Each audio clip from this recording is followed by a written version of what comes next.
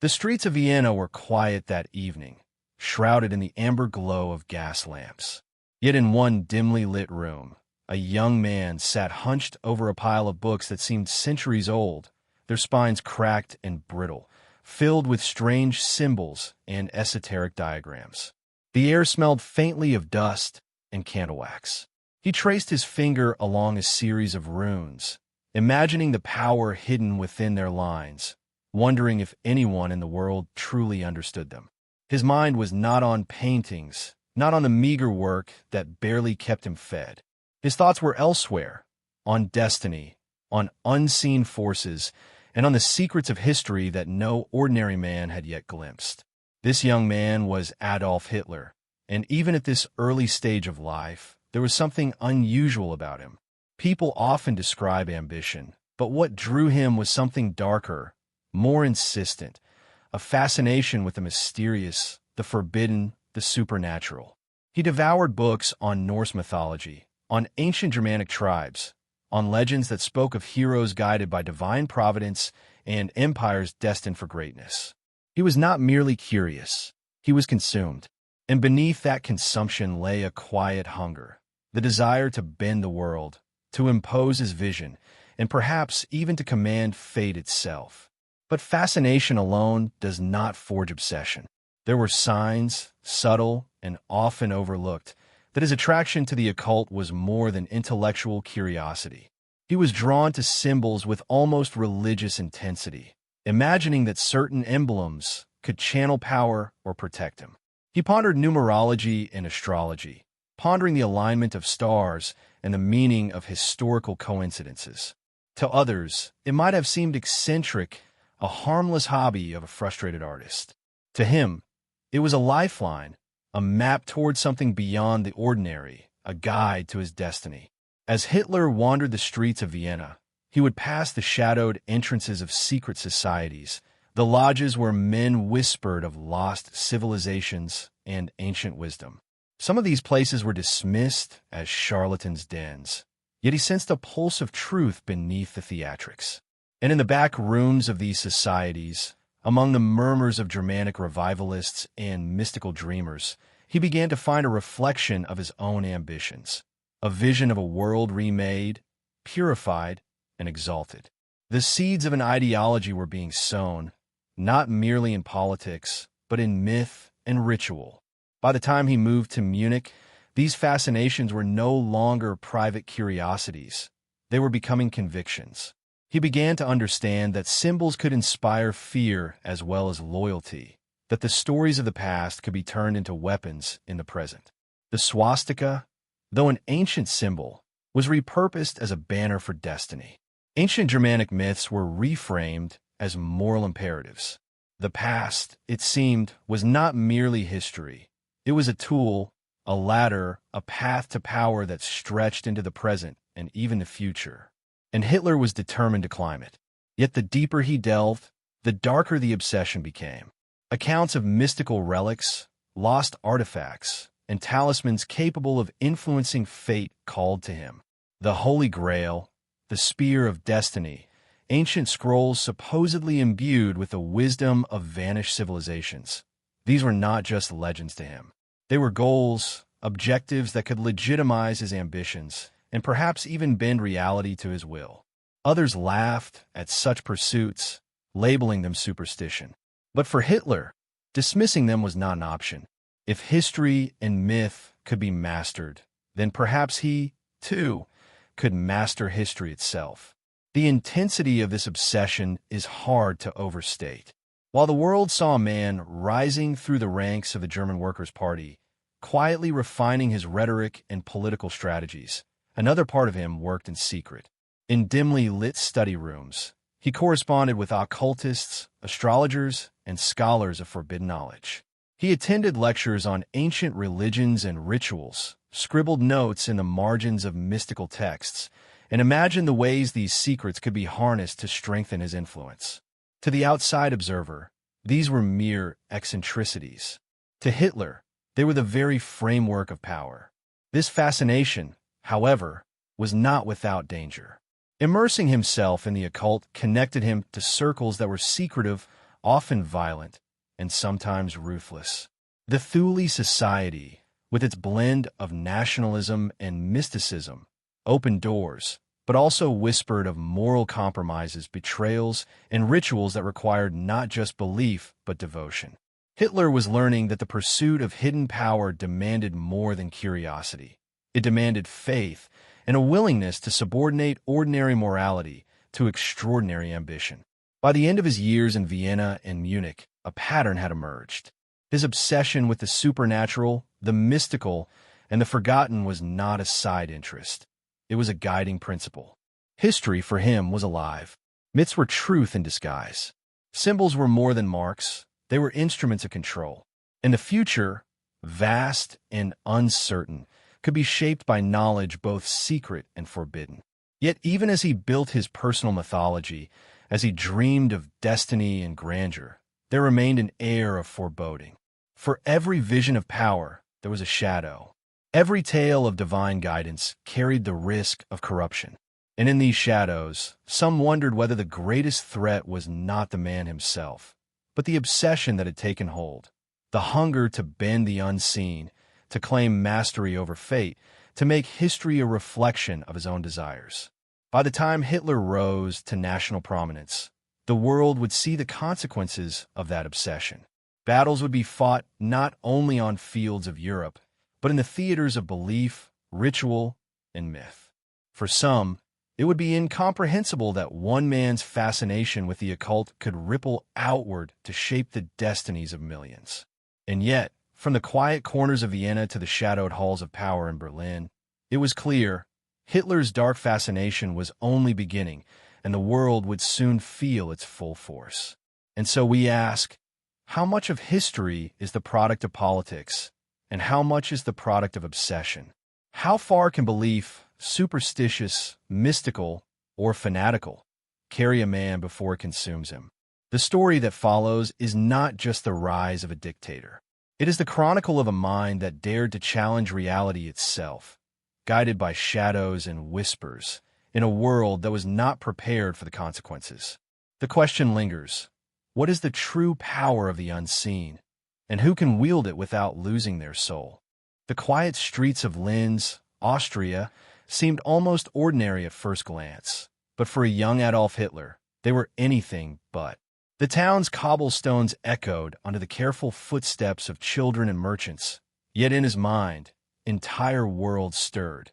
Mythical forests, legendary heroes, and distant empires that had risen and fallen long before anyone alive could remember. From his earliest years, he seemed drawn not to the ordinary pleasures of youth, but to the stories that lingered at the edge of reality, tales of destiny and greatness, of men chosen by forces beyond understanding. His childhood was marked by contradictions. On one hand, he was disciplined, obsessive about order and precision. On the other, he was lost in flights of imagination, sketching warriors and ancient castles, painting battles that existed only in the pages of his mind. Teachers recalled a boy both intelligent and difficult, prone to sudden outbursts of emotion, yet equally capable of absorbing volumes of obscure history and folklore. There was a hunger in him, not for friendship or play, but for meaning, for understanding, for a world in which he could matter beyond the ordinary. The death of his younger brother, Edmund, struck a particularly deep chord. It was one of the earliest encounters Hitler would have with mortality, with the fragility of human existence. He internalized grief as a private, almost sacred experience, often wandering through the countryside, staring at the Danube, and imagining the invisible currents of fate that carried men and nations alike.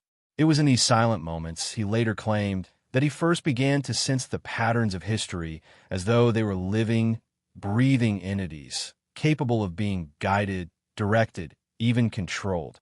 Books became his refuge. He devoured biographies of historical conquerors and philosophers, from Napoleon to Goethe, finding in their lives both inspiration and instruction.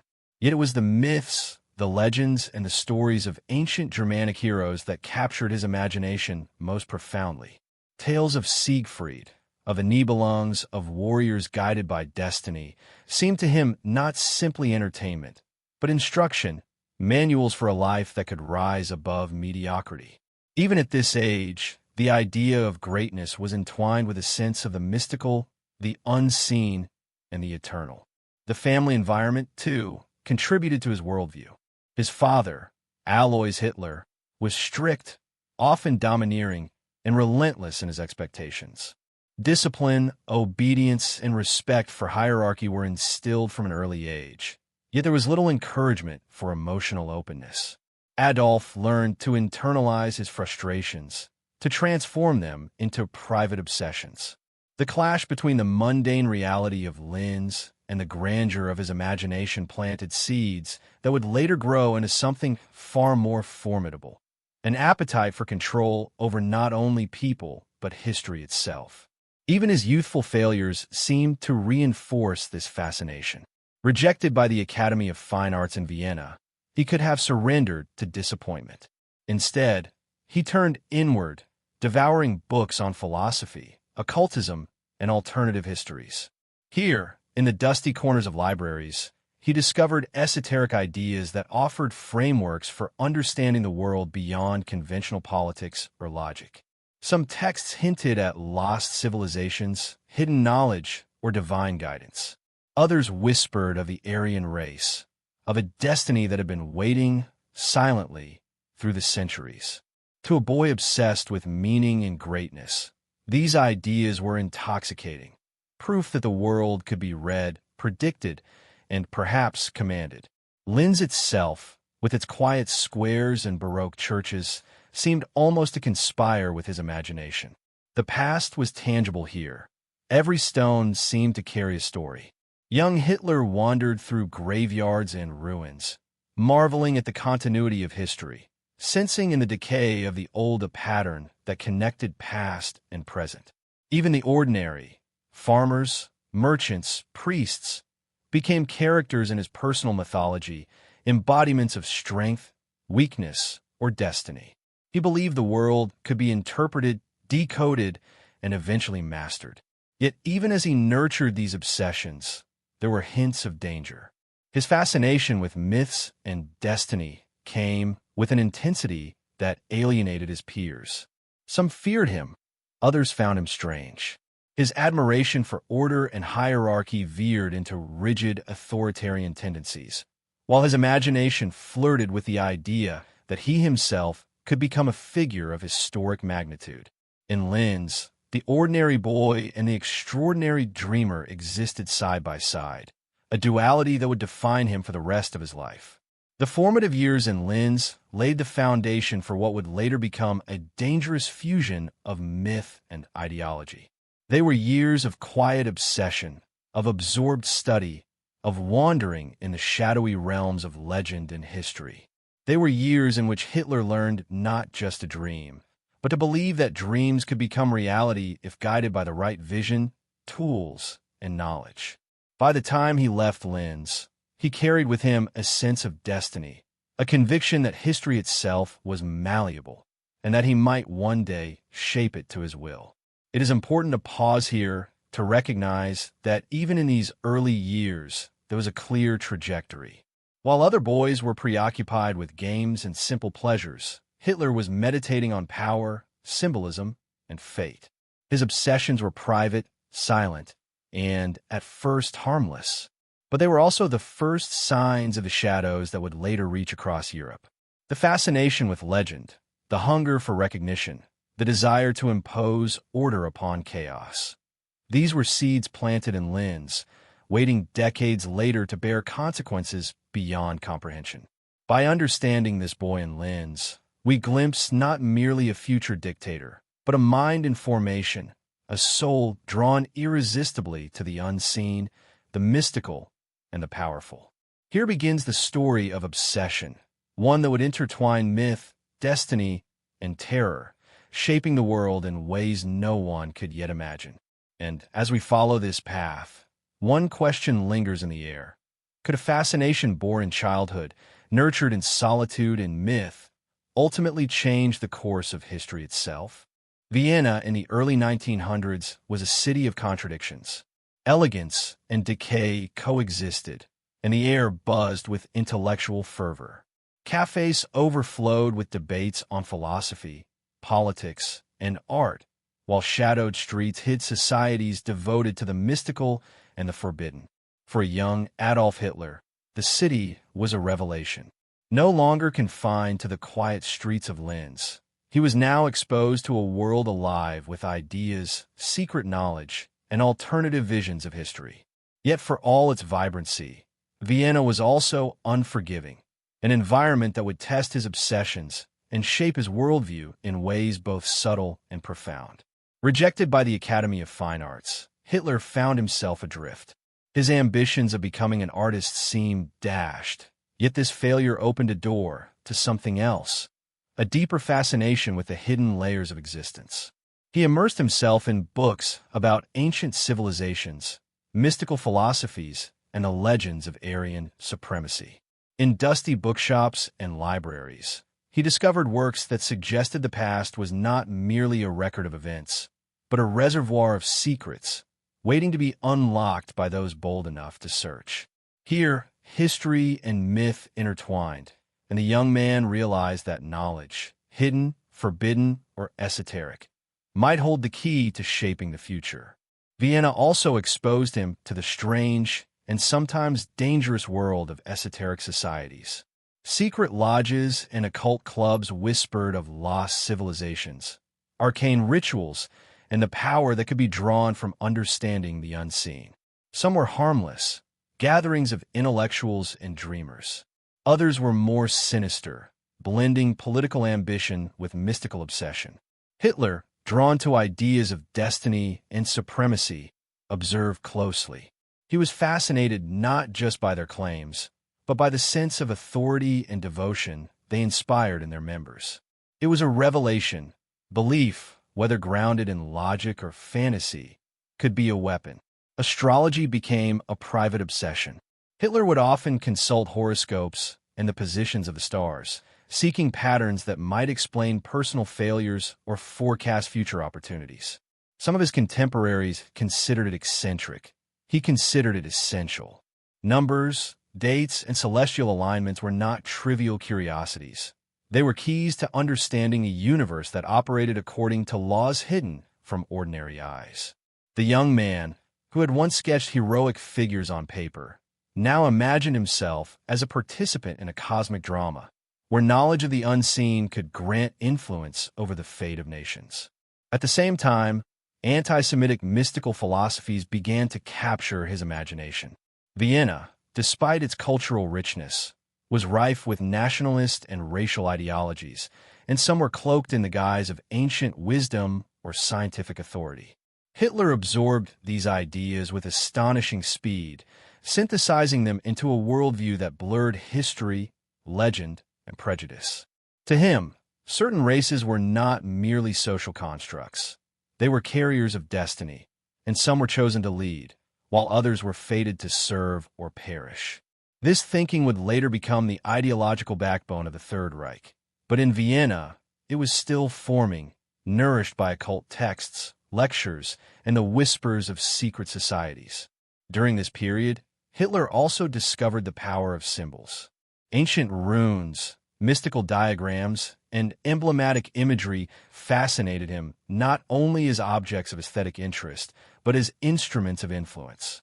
He imagined that symbols could inspire devotion, fear, and unity.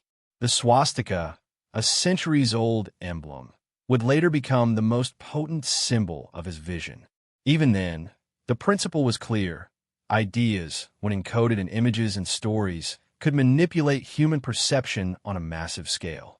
And if history could be shaped by symbols, so too could destiny itself. Yet there was another, darker allure to this world. Some societies in Vienna claimed to possess forbidden knowledge, texts hidden from the public, rituals designed to unlock unseen forces, prophecies of empires and wars.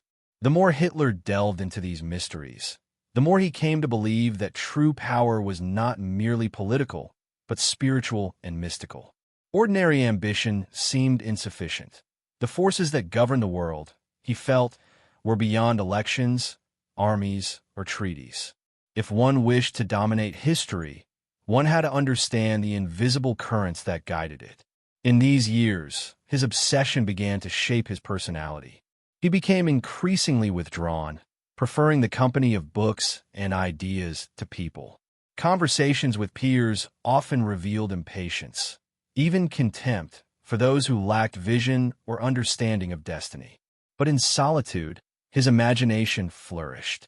He envisioned himself as a figure not merely of earthly authority, but of historical significance, a man whose actions could align with the currents of fate itself.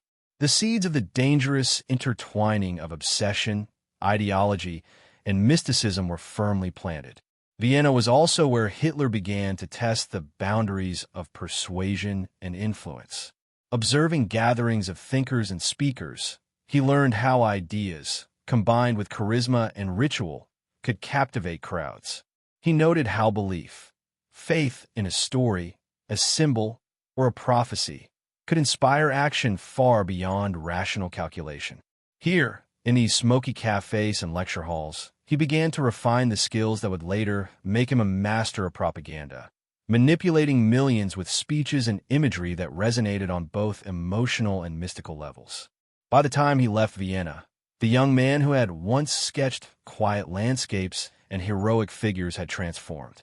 He was now consumed with ideas of destiny, supremacy, and the hidden powers that shape the world.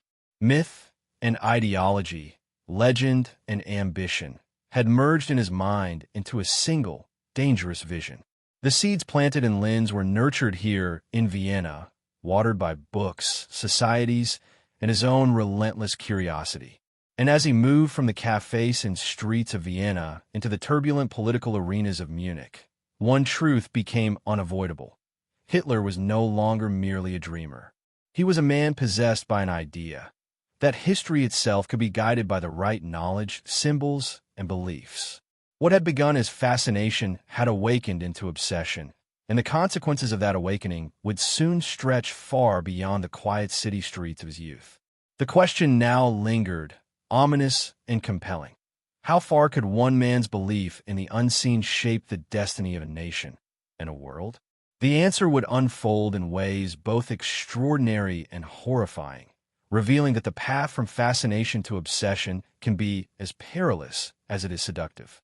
By the time Hitler arrived in Munich, the city was a hub of political unrest and secret societies, a place where whispered ideas often carried more weight than public speeches.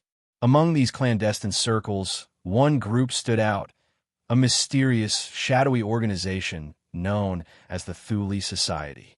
Few outsiders fully understood its workings. To some, it was a gathering of eccentric dreamers and racists obsessed with the mystical past. To others, it was a crucible of dangerous ambition, a hidden engine seeking to reshape Germany from the shadows. For Hitler, it became both a fascination and a stepping stone, a portal into the intersection of mysticism, ideology, and power. Founded in 1918 by Rudolf von Sebetendorf, the Thule Society combined elements of occultism, nationalist ideology, and anti-Semitic conspiracies. Its members studied astrology, the Kabbalah, Germanic myths, and pseudo-historical claims about Aryan origins. Meetings were held in private lodges, illuminated by flickering candles, where men in dark robes recited cryptic texts and exchanged ideas about race, destiny, and power. The society's allure was more than mystical. It was intellectual, appealing to those who craved secret knowledge and believed the world could be understood and manipulated through hidden truths. Hitler, ambitious and hungry for influence, was drawn into this world with a mixture of curiosity and calculation. He recognized in the Thule Society a reflection of his own emerging worldview, that history was alive, that the past held clues to the present, and that certain chosen peoples, particularly the Aryans, were destined to lead. The society provided not only access to mystical teachings, but also to a network of influential men who shared his political aspirations. For the young Hitler, It was a rare opportunity. The mystical and the political converging in one secretive crucible. But the Thule Society was not a purely intellectual enterprise. Its members believed in action, often plotting and planning to influence the course of events in post-war Germany. They engaged in early nationalist politics, propagated anti-Semitic ideology, and cultivated a sense of ritualized loyalty among themselves. The Society's influence extended into Munich streets, cafes, and political clubs, subtly shaping the atmosphere that would later allow the Nazi Party to rise. To Hitler, it offered both legitimacy and a stage to test his skills: oratory, persuasion, and the careful weaving of ideology with spectacle. The Society's lodges were suffused with symbols, runes carved into walls, portraits of mythical Aryan ancestors, and relics purportedly drawn from ancient Germany. Members believed these artifacts and symbols carried power, influencing not only thought but fate itself. Rituals were conducted in dim candlelight, involving chants, readings, and ceremonial oaths. For an individual like Hitler, already obsessed with symbols and destiny, these practices were profoundly alluring. They suggested that the world was governed not just by politics or economics, but by hidden laws and forces accessible only to those bold or perceptive enough to seek them. Yet the Thule Society was not without internal conflict. It was a melting pot of radical thinkers, each with their own agendas, ambitions, and secret rivalries.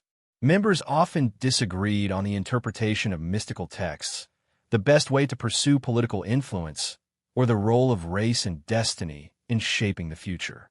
Hitler, with his natural charisma and single-minded determination, quickly learned to navigate these tensions, presenting himself as a student of the occult while simultaneously advancing his political ambitions. It was a delicate dance. One misstep could result in social exile, ridicule, or even danger. Despite, or perhaps because of, the Society's esoteric nature, it offered Hitler a glimpse of the future he desired, a world in which symbols, myths, and rituals could command loyalty, inspire devotion, and manipulate mass consciousness. He absorbed lessons on the power of spectacle, on the interplay between belief and action, and on the subtle ways in which ideology could be intertwined with the mystical to produce unquestioning followers. In essence, the Thule Society became a laboratory for his mind, a place where fantasy and political strategy converged in dangerous but intoxicating ways. The Society also introduced Hitler to influential figures who would later play roles in the early Nazi movement. Though the Thule Society itself would never become the ruling force in Germany, its members provided connections, networks, and a sense of legitimacy for Hitler's emerging ambitions. More importantly, it reinforced a pattern that secret knowledge, mystical belief, and strategic action could combine to create power far beyond what ordinary politics might allow. Hitler's engagement with the Society was less about strict adherence to every ritual or belief and more about understanding how belief itself could be harnessed as a tool. By immersing himself in the Thule Society, Hitler began to merge the mystical with the political in ways that were unprecedented.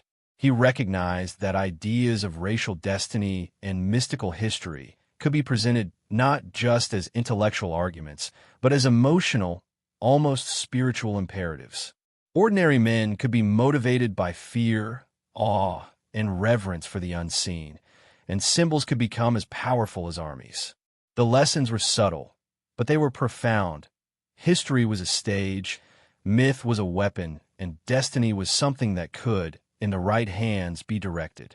And yet, beneath the allure of secret rituals and hidden wisdom, there was an underlying danger. The Thule Society operated in shadows, and the pursuit of mystical power often blurred ethical lines. Members were willing to betray one another, to manipulate, or even to commit acts of violence in service of their beliefs. For Hitler, these early lessons in loyalty, manipulation, and ambition foreshadowed the methods he would later employ on a far grander scale. What began as fascination with symbols and ritual would eventually become a strategy of domination, terror, and control, reaching across Europe and beyond. The story of the Thule Society is not merely a historical footnote. It is a window into the forces that shaped Hitler's mind, a bridge between youthful obsession and the machinery of ideology he would later command. The Society's blend of mysticism, nationalism, and ambition illustrates the dangerous potential of combining belief with action, myth with politics, and secrecy with spectacle. And in the shadows of its lodges, Hitler learned a lesson that would define his life: that the unseen, ritual, symbol, and destiny could be as powerful as any weapon in shaping the world. By the time he moved from the cloistered halls of secret lodges into the public arenas of politics, Hitler had already internalized a profound truth: that destiny, like history, could be influenced by those who understood the hidden currents of belief, power, and myth. And the Thule Society, with all its contradictions and secrets, had awakened in him a vision that was both intoxicating and terrifying, a vision that would not only guide his rise to power, but ultimately cast a shadow over the world. The question that emerges from these years lingers ominously. What happens when obsession, myth, and ideology converge in a single mind, and when the desire for power is fused with belief in forces beyond ordinary comprehension? The answer would soon unfold in ways the world could hardly imagine, revealing that the path from fascination to destruction is both narrow and perilous. Legends have a way of enduring, whispered through centuries, cloaked in mystery, and imbued with a power that transcends logic. Among these, few captured the imagination of Adolf Hitler and his inner circle, like the Holy Grail and the Spear of Destiny. These were not mere relics of history. They were symbols, talismans of unimaginable potency, said to contain the authority of heaven itself. To Hitler, a man obsessed with destiny, these artifacts were far more than myth.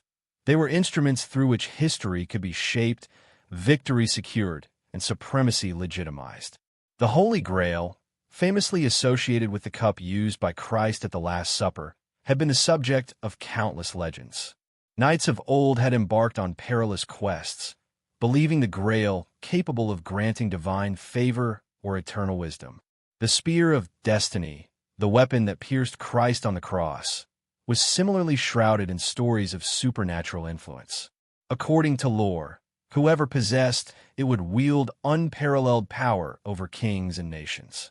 To many, these were fantastical tales. To Hitler, they were tantalizing possibilities, whispers of a reality that could be bent to will and ambition. The obsession with these relics was not unique to Hitler, yet he pursued them with a singular intensity. Guided by advisors and occult enthusiasts, he scoured Europe's archives, consulted with scholars, and financed expeditions to locate the artifacts or at least uncover evidence of their existence. Some missions led to remote monasteries, where dusty manuscripts hinted at hidden locations.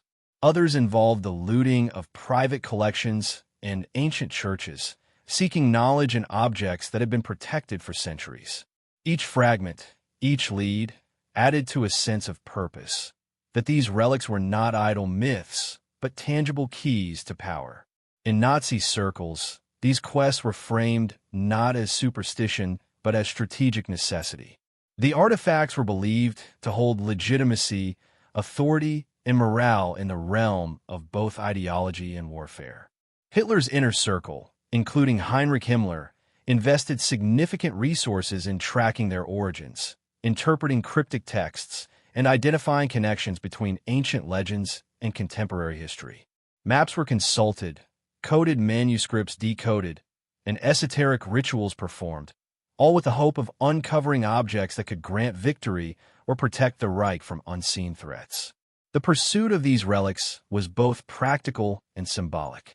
Hitler understood that artifacts of legend could inspire followers, infusing them with faith in his vision and the inevitability of German supremacy. A banner, a weapon, or a cup imbued with historical and mystical significance could transform propaganda into belief, mobilizing masses with something beyond rhetoric. It was a masterful combination of mythology and psychology, By invoking relics, he could make destiny itself a participant in his campaign, giving ordinary men the sense that they were part of a cosmic struggle. Yet these pursuits carried danger and risk. Not all the legends were accurate, and many artifacts were either lost, destroyed, or fiercely protected by religious or secular authorities. Expeditions sometimes ended in disappointment or scandal, and advisors often disagreed on the authenticity or importance of relics. There were also internal rivalries within the Nazi elite and among occultists over access, interpretation, and control of discoveries. In this web of ambition and secrecy, Hitler's obsession sharpened, turning the hunt for relics into a private war of intellect, faith, and intuition. The mystical appeal of the Grail and spear extended beyond their alleged powers. They represented connection to history and the divine, an unbroken thread linking the present with epochs of glory and heroism. In Hitler's mind, possession, or at least association, with such objects could validate his ideological vision, anchoring the Third Reich in something eternal, something beyond political expediency. It was not merely about artifacts. It was about authority, legitimacy, and destiny itself. Himmler, in particular, took this obsession to elaborate extremes. Under his direction, the SS conducted expeditions to uncover ancient relics across Europe and the Middle East, claiming that these objects could unlock Aryan secrets and channel extraordinary energy. Teams of archaeologists, scholars, and mystics were dispatched to remote regions in search of hidden grails, sacred spears, and manuscripts of forgotten lore. Even when discoveries were ambiguous or inconclusive, the belief in the relic's power endured, becoming a psychological weapon as potent as any military tool. The pursuit of these legendary objects also reflected Hitler's deeper worldview. He saw history not as a sequence of random events, but as a pattern, one that could be understood and influenced by knowledge, belief, and symbols. The Grail and spear were focal points, embodiments of this philosophy. Their power lay not only in physical possession, but in the ideas and devotion they inspired. By linking himself to these artifacts, Hitler could create an aura of inevitability, presenting his rule as sanctioned by destiny itself, a narrative in which Germany was the chosen nation and its ordained leader. Yet, despite the intensity of the hunt, there was always uncertainty. The line between legend and reality blurred, leaving room for doubt, frustration, and obsession. Hitler's advisors argued, skeptics scoffed, and many expeditions yielded only faded manuscripts and broken relics. But the allure persisted. In the shadows of monasteries, the ruins of castles, and the hush halls of ancient cathedrals, the possibility remained that the Grail or spear, or some artifact equally potent, might exist, and that history itself could bend to the will of the one who found it. This obsession illustrates a crucial aspect of Hitler's psyche, the interweaving of myth, power, and destiny. He was not merely a political strategist or military leader. He was a man seeking cosmic validation, a mind convinced that symbols and relics could shape the very course of reality. For Hitler, the Grail and spear were more than history. They were tools, keys to influence, and ultimately instruments of belief that could transform millions into participants in his vision. As Europe descended into chaos and war approached, the pursuit of these artifacts continued alongside political and military planning. The lines between ideology, superstition, and strategy blurred, leaving a dangerous mixture in which the unseen and the mystical influenced decisions, ambitions, and perceptions of power. By chasing legends, Hitler was not escaping reality. He was attempting to dominate it, to align earthly events with the grand narratives he had internalized since youth. And so, the story of the Grail and the spear is not merely about relics. It is a window into the mind of a man for whom history, myth, and destiny were inseparable. The pursuit of these objects would continue to shape decisions, strategies, and rituals within the Third Reich, leaving a shadow that extended far beyond the physical artifacts themselves. In the hands of a man obsessed with the unseen, even legends became instruments of power, weaving a thread that would bind the mystical and the historical into a narrative of control, obsession, and catastrophe. By the early 1930s, Germany was a nation teetering on the edge of chaos. Economic hardship, political instability, and the lingering wounds of World War I created fertile ground for radical ideas. Yet what set Adolf Hitler apart was not simply his political cunning or rhetorical skill. It was the dark, almost mystical vision he carried, a vision of a new Reich, one that would rise not merely through political power, but through a convergence of ideology, symbolism, and secretive forces. This Reich, shadowed by the unseen currents of destiny and mysticism, would be unlike any government in history. Hitler's rise was closely intertwined with Heinrich Himmler, the man who would become the architect of the SS and the mystical infrastructure of the Nazi regime. Himmler was obsessed with esoteric knowledge, ancient Germanic traditions, and the spiritual underpinnings of race. Together, they sought to craft a regime that was not only political but spiritual, a state where symbols, rituals, and mythology could reinforce loyalty, instill awe, and demand obedience. Power, in this vision, was not limited to armies or laws. It flowed through belief itself. The swastika, which would become the most recognizable emblem of the Third Reich, exemplified this approach. Hitler did not choose it for aesthetics alone. To him, it was a symbol charged with ancient energy, a mark that connected his movement to the heroic past of the Aryan peoples. It represented continuity, destiny, and the authority of history itself. When paraded on banners, flags, and armbands, the swastika became more than an emblem. It was a talisman, a psychological tool, a sign that those who followed were participating in a sacred mission. Rituals and pageantry were equally critical. Massive rallies, choreographed marches, and orchestrated speeches were designed to evoke awe and submission. The mass gatherings were not mere political events. They were ceremonies in which the followers became participants in a mythic drama, their emotions stirred by light, music, and symbols. Hitler's early experiences with secret societies, combined with his fascination with mystical relics and legends, had taught him the power of spectacle. Through these orchestrations, ordinary citizens were transformed into devotees, their belief harnessed as an instrument of the state. The ideological framework of this new Reich was inseparable from mystical and pseudoscientific thought. Concepts of racial destiny, Aryan supremacy, and historical inevitability were presented as not only scientific truth, but spiritual mandate. Hitler and Himmler carefully crafted a narrative in which the German people were chosen to restore order to the world, guided by unseen forces and validated by myths that stretched back to antiquity. By embedding ideology within the framework of destiny, Hitler ensured that dissent was not merely political, it was sacrilegious, a violation of the natural order itself. Yet the shadows of the occult were not confined to public displays. Secret societies within the Nazi apparatus, often guided by Himmler, pursued mystical and esoteric knowledge, seeking to unlock hidden energies and influence reality. These groups were steeped in rituals, ceremonies, and a belief in supernatural power, blending pseudoscience with ancient traditions. The Wewelsburg Castle, transformed into a spiritual center for the SS, became a crucible where mythology, history, and ritual converged. Here, the mystical and the militaristic were fused, creating a private world in which the ordinary rules of morality and logic were suspended in favor of destiny and belief. The integration of occult ideas into the Nazi state also extended to foreign policy and military strategy. Hitler and his inner circle believed in signs, omens, and the guidance of hidden forces.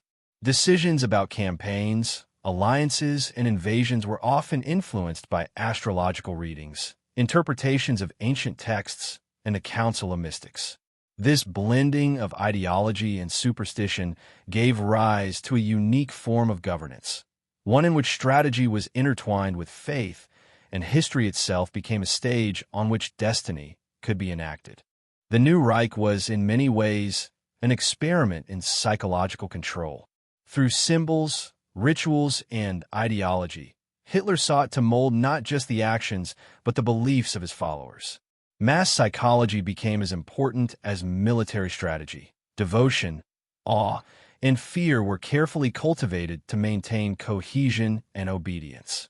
Ordinary citizens were transformed into instruments of the state, their minds shaped by the fusion of myth and politics, ritual and ideology. In this shadowed Reich, belief itself became a form of power, one that could rival armies and laws in its influence. Himmler's SS exemplified this approach. Members underwent rigorous training, not only in combat, but in rituals that reinforced loyalty and devotion to the mystical ideals of the Reich. Initiations, ceremonies, and symbolism created a sense of sacred purpose, elevating the organization above the ordinary functions of a military force. The SS was more than an elite corps. It was a spiritual army, tasked with implementing the vision of a new Reich in which the mystical and political were inseparable. But the fusion of mysticism, ideology, and power was not without danger. Belief in destiny and supernatural guidance could, and did, distort judgment. The obsession with symbols and relics sometimes outweighed pragmatic considerations, while faith in prophecy and ritual risked blinding leaders to reality. Yet Hitler embraced this peril, convinced that mastery of the unseen, combined with ruthless action, could overcome any obstacle. In his mind, the shadowed forces guiding the Reich were not threats. They were allies, waiting to be harnessed. As the Third Reich solidified its power, the shadowed vision of Hitler and Himmler extended across every facet of German society. Education, propaganda, architecture, and law were infused with symbolism and ideology, reinforcing the sense of a historical mission. Ordinary life became a stage upon which the Reich's mythic narrative could be enacted, and every citizen, willingly or unwillingly, participated in a grand drama of destiny and power. The creation of this new Reich of shadows illustrates the unique intersection of obsession, myth, and political ambition in Hitler's mind.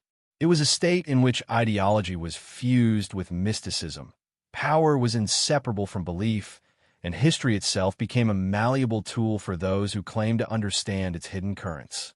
The lessons learned in secret lodges, in the pursuit of relics, and in the study of ancient myths had matured into a dangerous and sophisticated system of control. Yet even at its height, this Reich remained fragile, balanced on the edge of belief and reality. The shadows that guided it could inspire devotion or lead to catastrophe. The very tools that created awe and unity, the symbols, rituals, and mystical ideology, could also distort perception, magnify obsession, and blind leaders to practical realities. The new Reich of Shadows, for all its grandeur and fearsome power, was built on the fragile foundation of human belief and ambition. And so, as Germany marched into an era of conquest, the world would soon witness the consequences of a vision in which politics, mythology, and obsession merged. The Reich, shrouded in shadow, symbol, and ritual, would not merely be a state. It would be an experiment in destiny, a testament to the power and peril of belief when wielded by a single determined mind. The question that remained, silent and menacing, was whether the unseen forces guiding this Reich were truly under control, or whether they would consume those who sought to command them. Within the shadowed corridors of power in Nazi Germany, Heinrich Himmler carved a unique niche. Unlike other leaders, his obsession was not merely with politics, war, or territory. It was with mysticism, secrecy, and the hidden mechanisms of power.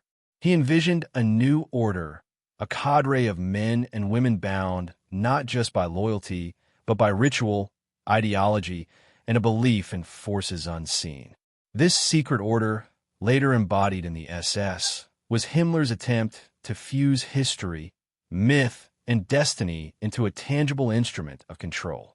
Himmler's fascination with the occult was deep and comprehensive. He immersed himself in studies of Germanic paganism, the legends of Teutonic knights, and esoteric writings that claimed to reveal hidden truths about race and destiny. The SS, under his direction, became more than an elite military force.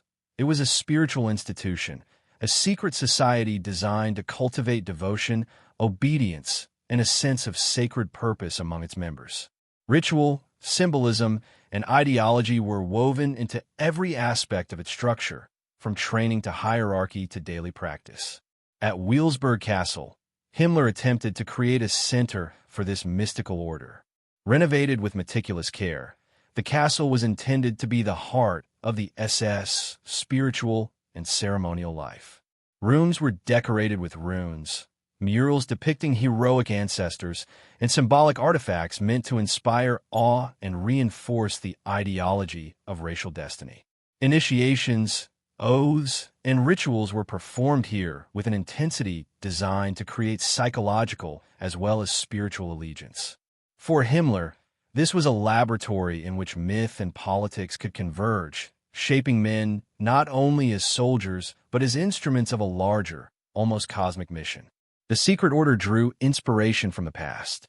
Himmler was captivated by the Teutonic Knights, a medieval military religious order that combined piety with conquest. He saw the SS as a modern reincarnation, blending martial discipline with spiritual purpose. Members were trained to view themselves as guardians of a sacred heritage, charged with restoring the greatness of the Aryan race. In Himmler's vision, every act, every mission, every ritual, every symbol was a thread in a tapestry that connected the present to the grandeur of an imagined ancestral past. Rituals were at the heart of the secret order, and Himmler meticulously designed them to inspire loyalty, fear, and awe. Ceremonies involved symbolic gestures, coded language, and references to ancient mythology. Initiates swore oaths not merely to a leader or nation, but to an ideology intertwined with destiny itself. The psychological impact was profound. Ordinary men became convinced they were participants in a cosmic struggle, their personal identity subsumed into a narrative of historical inevitability. In Himmler's hands, mysticism became a tool of governance, shaping minds and manipulating belief as effectively as any law or army. But the order was not purely ceremonial. Himmler understood that power required action, and that mystical allegiance alone was insufficient without ruthless enforcement. The SS evolved into a highly organized, disciplined force capable of executing political, military, and ideological objectives. This duality, mystical ritual combined with brutal efficiency, was unique, and it gave the order both the aura of sacred purpose and the practical means to enforce the Reich's will. Members were taught that they were part of something larger than themselves, an instrument of destiny whose loyalty justified extraordinary acts. The secret order also pursued knowledge in ways that bordered on the obsessive. Expeditions to recover ancient artifacts, texts, and relics were conducted under the guise of scholarship, but with a mystical and ideological agenda. Himmler believed that understanding the past, its legends, sacred objects, and hidden traditions, could provide both spiritual authority and practical power. Archaeologists, historians, and mystics were enlisted to trace the roots of the Aryan race, study ancient Germanic rituals, and uncover relics thought to hold supernatural significance. Each discovery, each fragment of history, was interpreted as a piece of the larger puzzle of destiny and control. Himmler's secret order also fostered an internal mythology, a narrative of sacred struggle in which members were heroes carrying forward a legacy millions of years in the making. This mythology was reinforced through symbols, architecture, and stories, creating a cohesive worldview in which obedience, sacrifice, and action were elevated to spiritual imperatives. The order was designed to indoctrinate, to inspire, and to manipulate, transforming ordinary individuals into instruments of ideological and mystical purpose. Yet there were dangers inherent in this obsession. Mysticism, ideology, and power were volatile combinations. Belief in destiny could distort judgment, blind leaders to practical realities, and justify acts of extreme cruelty. Within Himmler's SS, rituals and myths sometimes became ends in themselves, reinforcing fanaticism and amplifying a sense of moral superiority that justified atrocities. The pursuit of hidden knowledge, combined with devotion to a mystical vision, created a framework in which cruelty and ideology were intertwined, sanctioned by the imagined authority of history and destiny. Despite these dangers, Himmler's secret order played a central role in consolidating the Reich's control. Through ritual, propaganda, and enforcement, the SS became a force that extended the power of the Reich into every corner of German life. Ordinary citizens, soldiers, and officials were influenced by the symbolic and psychological authority of the order, whether consciously aware of it or not. The fusion of myth, ritual, and bureaucracy allowed the Reich to operate with a cohesion and efficiency that was both terrifying and unprecedented. The creation of Himmler's secret order illuminates a key aspect of Hitler's regime: the intertwining of obsession, myth, and power. The SS was not simply a paramilitary organization. It was a spiritual laboratory, a proving ground for ideas that combined belief, ritual, and absolute loyalty. Through it, the abstract notions of destiny, mysticism, and racial ideology were transformed into practical instruments of control. Hitler's vision of a new Reich, already shadowed by the mystical and symbolic, was amplified and enforced by Himmler's obsessive devotion to creating a sacred order capable of executing it. As the Third Reich expanded its reach, the influence of Himmler's secret order became increasingly visible. It shaped policy, reinforced ideology, and provided a psychological backbone for a regime that relied on both fear and belief. The rituals, symbols, and artifacts of the SS were not trivial. They were designed to manipulate perception, command loyalty, and validate the Reich's extraordinary claims of destiny. In this sense, the secret order was the beating heart of the mystical dimension of Nazi power, a shadowed engine driving events that would shape the world in unprecedented ways. And so, the story of Himmler's secret order is more than a footnote in history. It is a window into the dangerous fusion of obsession, mysticism, and political ambition that defined the Third Reich. Through ritual, symbols, and a belief in destiny, Himmler crafted a force that could not only enforce ideology, but embody it. The consequences of this fusion, both terrifying and far-reaching, would soon be felt across Europe and beyond, demonstrating how the pursuit of mystical power and ideological obsession can converge in ways that alter the course of history itself. The Third Reich's obsession with history and mysticism reached an apex in one of its most enigmatic organizations, the Ahnenerbe. Founded by Heinrich Himmler in 1935, its name roughly translates to ancestral heritage. Yet the term alone belies the ambitious and often sinister objectives of the institution. Ostensibly, it was an institute dedicated to researching Germanic history, prehistory, and the supposed origins of the Aryan race. But in reality, the Ahnenerbe was a tool for myth-making, propaganda, and occult exploration, a fusion of archaeology, ideology, and supernatural ambition. Himmler envisioned the Ahnenerbe as more than a scientific organization. It was a mechanism to legitimize the mystical and ideological claims of the Nazi regime. Scholars, archaeologists, and mystics were recruited to uncover evidence that could demonstrate the superiority and divine destiny of the Aryan race. Ancient sites, hidden texts, and sacred relics were scrutinized, often interpreted to fit preconceived narratives rather than objective truth. The Ahnenerbe's expeditions were designed to reveal not only history, but proof of a cosmic order in which the Germanic peoples were chosen to dominate the world. From the fjords of Scandinavia to the deserts of the Middle East, Ahnenerbe teams scoured the globe. They examined megalithic structures, studied cave paintings, and excavated tombs with a meticulousness that bordered on obsession. Some missions focused on validating pseudo-historical claims that Nordic peoples had once ruled continents, that their ancestors had mastered hidden technologies, or that spiritual knowledge could be recovered through archaeology. In many ways, these expeditions blurred the line between research and fantasy, turning historical exploration into a pursuit of legend.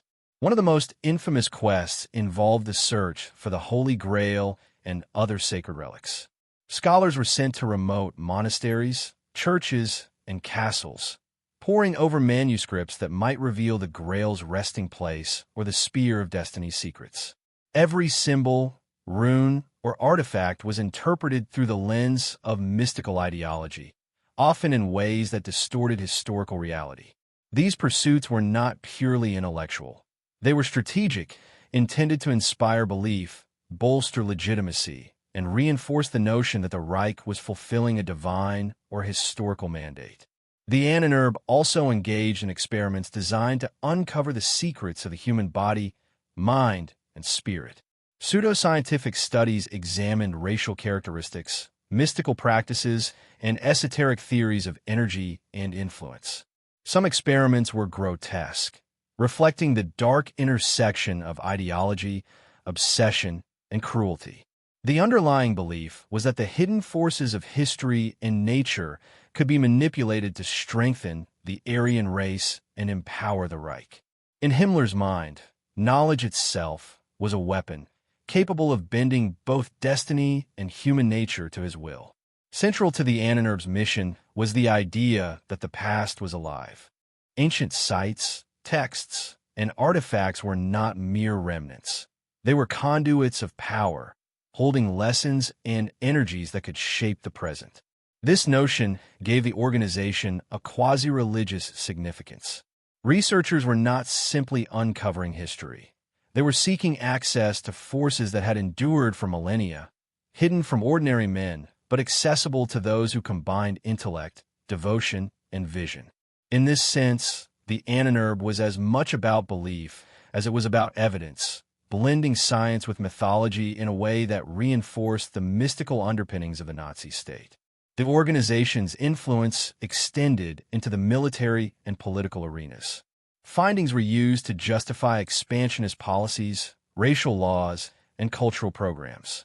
The narrative of an ancient, superior Aryan lineage was propagated to inspire loyalty and devotion, not only within the SS but among the wider population.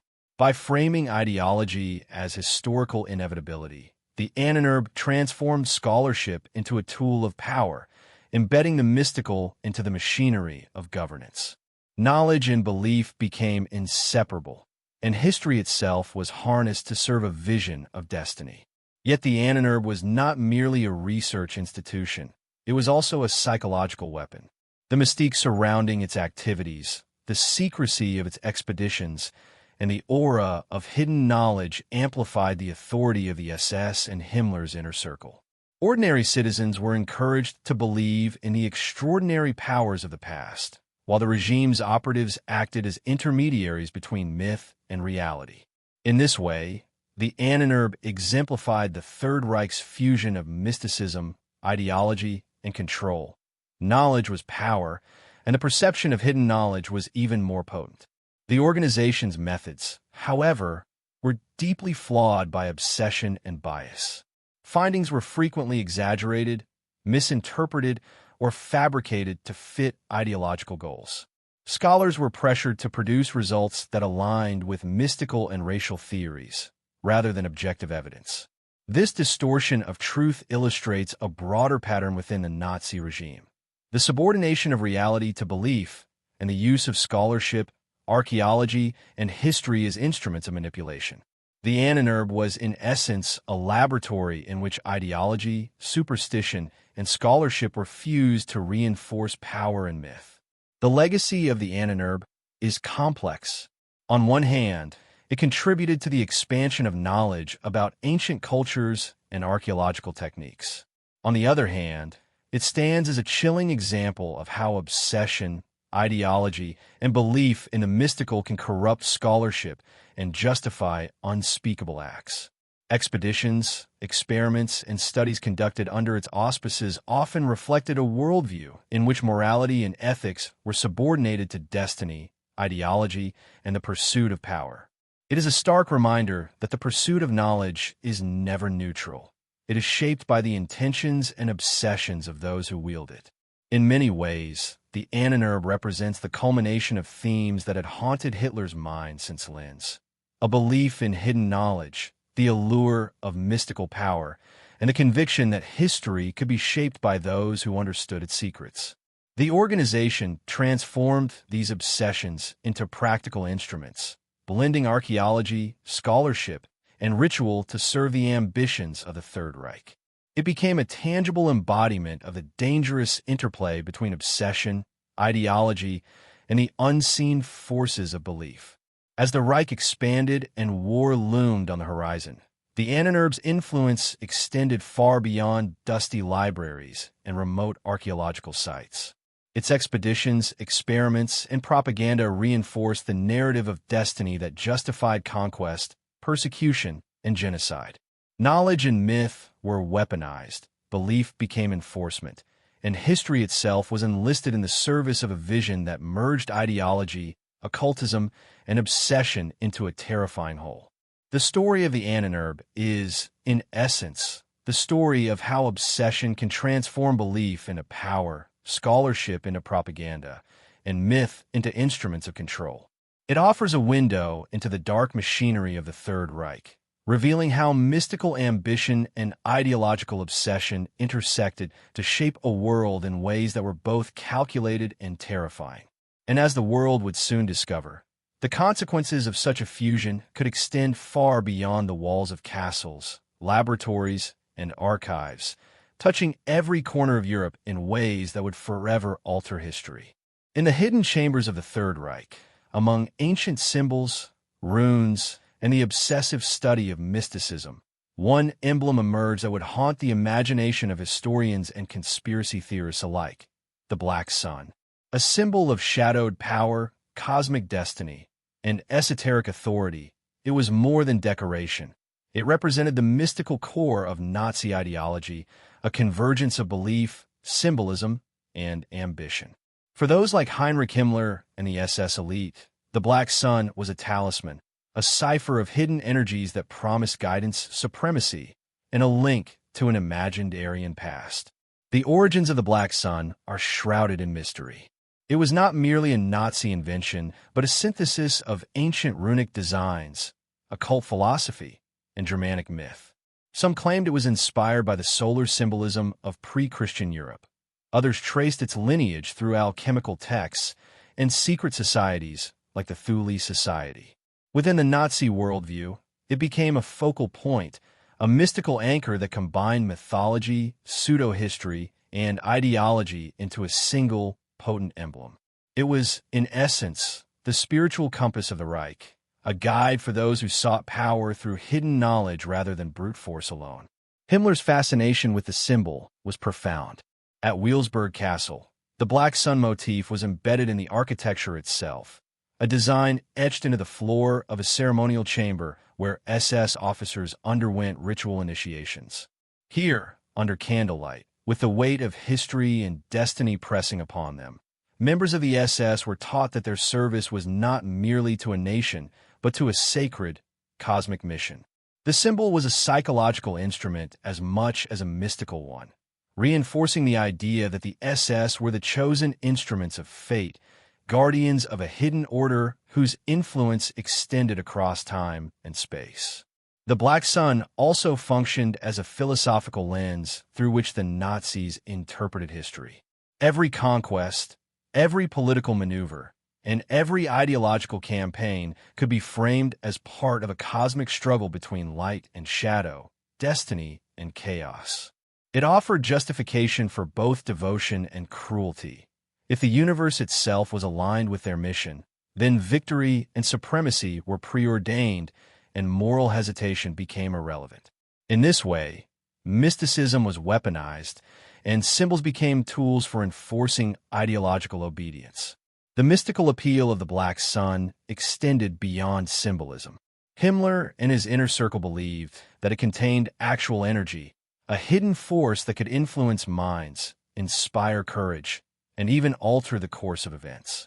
This belief inspired expeditions, rituals, and experiments intended to tap into its power.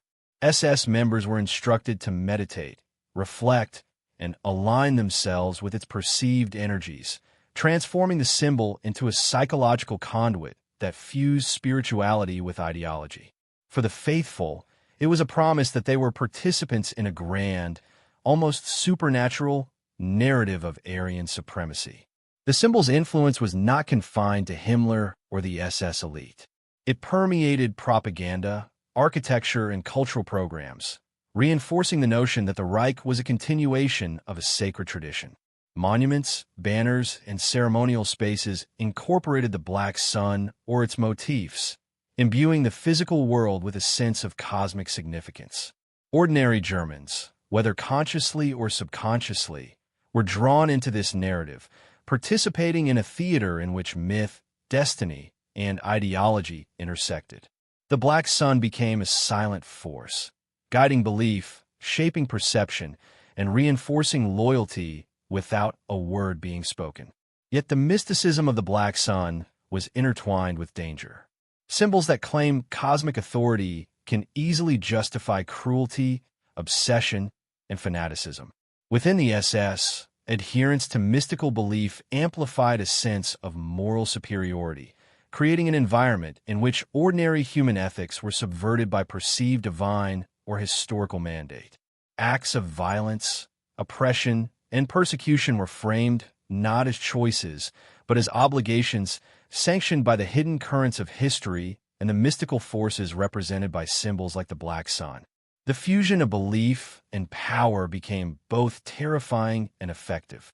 The black sun also reveals the unique psychology of Nazi mysticism.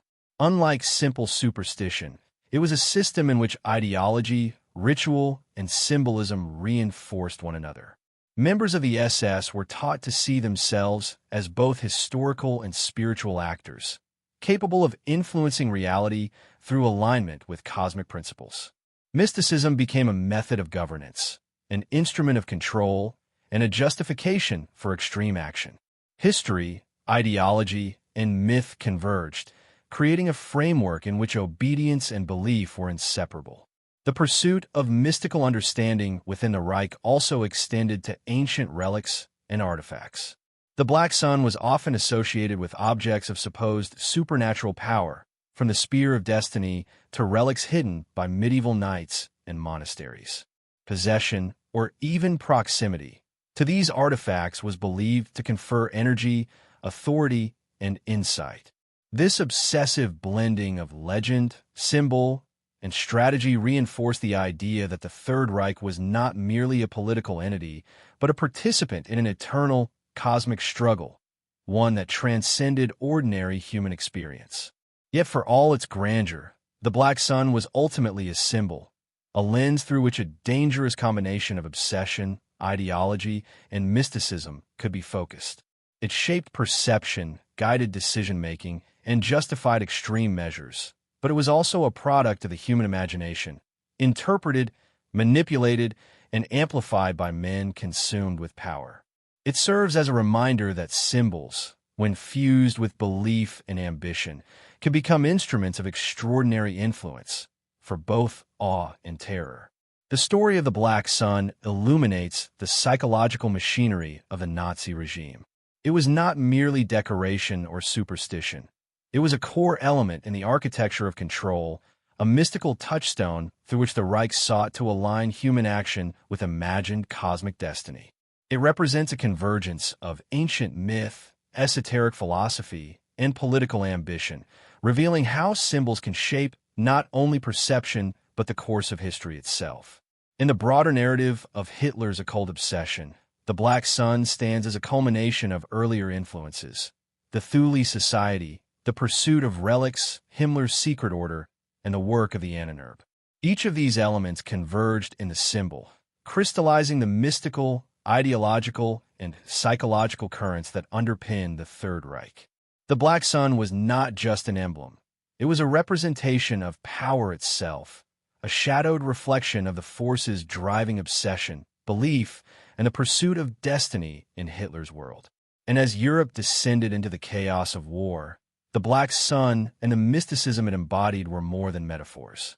They were guiding principles, informing decisions, shaping the culture of the SS, and providing a framework in which ambition, cruelty, and destiny converged. In the hidden rituals, architectural designs, and esoteric teachings of the Reich, the black sun stood as both symbol and strategy, illuminating the dangerous intersections of myth, obsession, and power. While most historians focus on Hitler's military cunning and political ruthlessness, there is a darker, less tangible influence on Nazi strategy: the occult. Far from mere superstition, mystical beliefs subtly shaped key decisions, informed the timing of operations, and reinforced Hitler's conviction that destiny and divine forces were aligned with the Third Reich. For Hitler and his inner circle, war was not only a physical contest, but a metaphysical struggle, a chessboard where human skill intersected with cosmic forces. Hitler's fascination with astrology, omens, and mystical prophecy was well known to close associates. He often consulted astrologers, interpreting their readings as signs of favorable moments to launch attacks, sign treaties, or make strategic moves. Decisions that might have been purely tactical were sometimes influenced by celestial observations or the interpretation of ancient symbols. While this may seem irrational, it was consistent with Hitler's lifelong belief that destiny and history could be read, predicted, and manipulated by those attuned to hidden forces. The occult also informed Hitler's understanding of enemies and allies. He believed that certain nations, leaders, or armies were guided by unseen forces he could interpret, exploit, or counteract.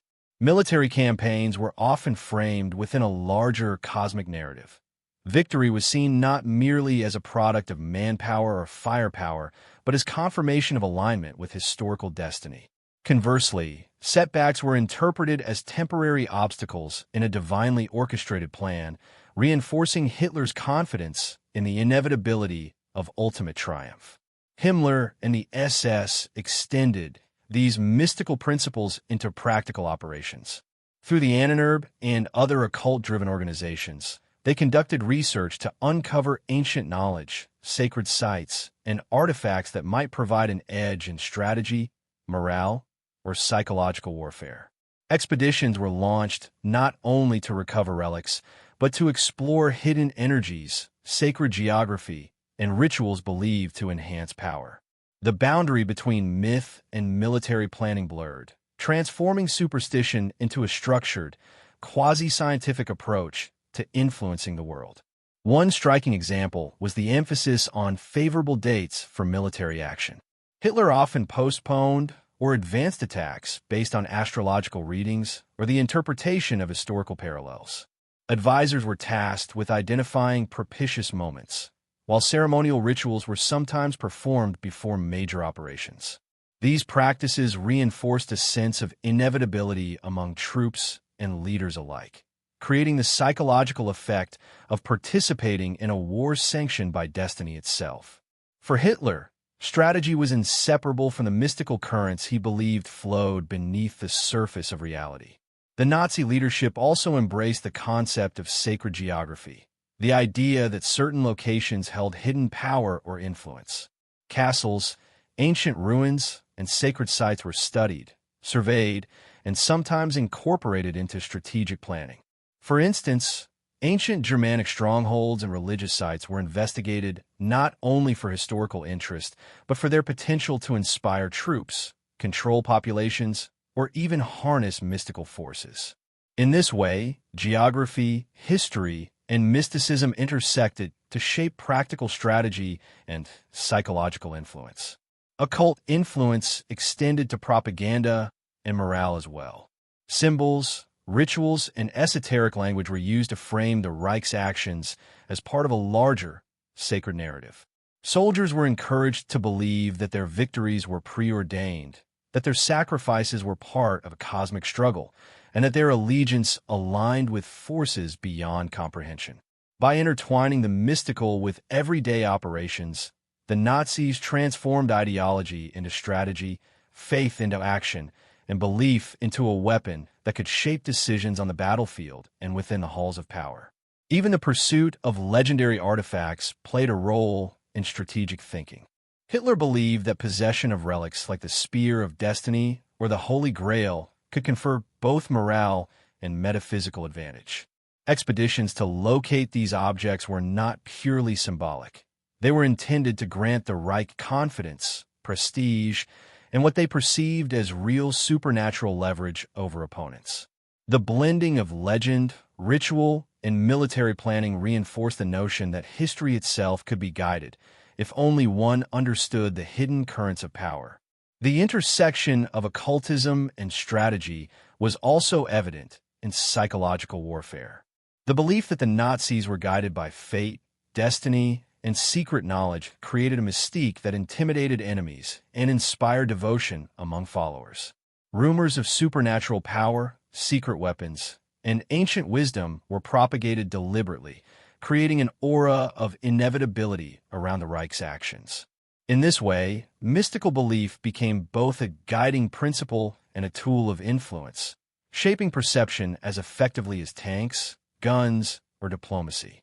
Yet the integration of occult thought into strategy was not without risk. Decisions influenced by superstition could lead to errors, delays, or misjudgments. Some advisors warned against relying too heavily on mystical guidance, emphasizing logic and intelligence over prophecy. But Hitler's obsession with destiny often outweighed caution, creating a unique and dangerous mixture in which belief, intuition, and mythology sometimes trumped conventional strategy. In the shadows of these decisions lay both genius and folly, reflecting the unpredictable consequences of fusing ideology with superstition. The occult dimension of Nazi strategy also illuminates the psychological state of Hitler himself. He did not see the world as a series of isolated events, but as a connected, purposeful tapestry in which fate, history, and human action were intertwined. War was a theater of destiny, and those attuned to hidden currents could manipulate outcomes. This worldview made him exceptionally confident, occasionally reckless, and uniquely dangerous. A man who combined tactical skill with the certainty of historical inevitability, all reinforced by a deep belief in the mystical forces guiding his path. Ultimately, the occult influence on strategy underscores a broader truth about the Third Reich.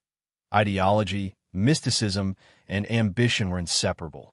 Military operations, political maneuvering, and propaganda were all infused with a sense of destiny and cosmic purpose. The mystical was not ancillary.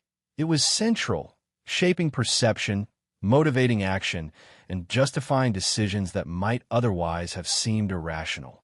In the Third Reich, the unseen was as influential as the visible, and belief in hidden forces became a weapon as potent as any conventional tool of war. The story of occult influence on Nazi strategy is a reminder of how obsession and mythology can intersect with human ambition, shaping history in ways that are both terrifying and fascinating. It offers insight into the unique worldview of Hitler and his inner circle, revealing how faith, superstition, and ideology were fused into a framework that guided decisions, justified cruelty, and sustained the machinery of conquest. In this shadowed landscape, the mystical and the practical became indistinguishable, and the course of history itself seemed subject to the currents of hidden power.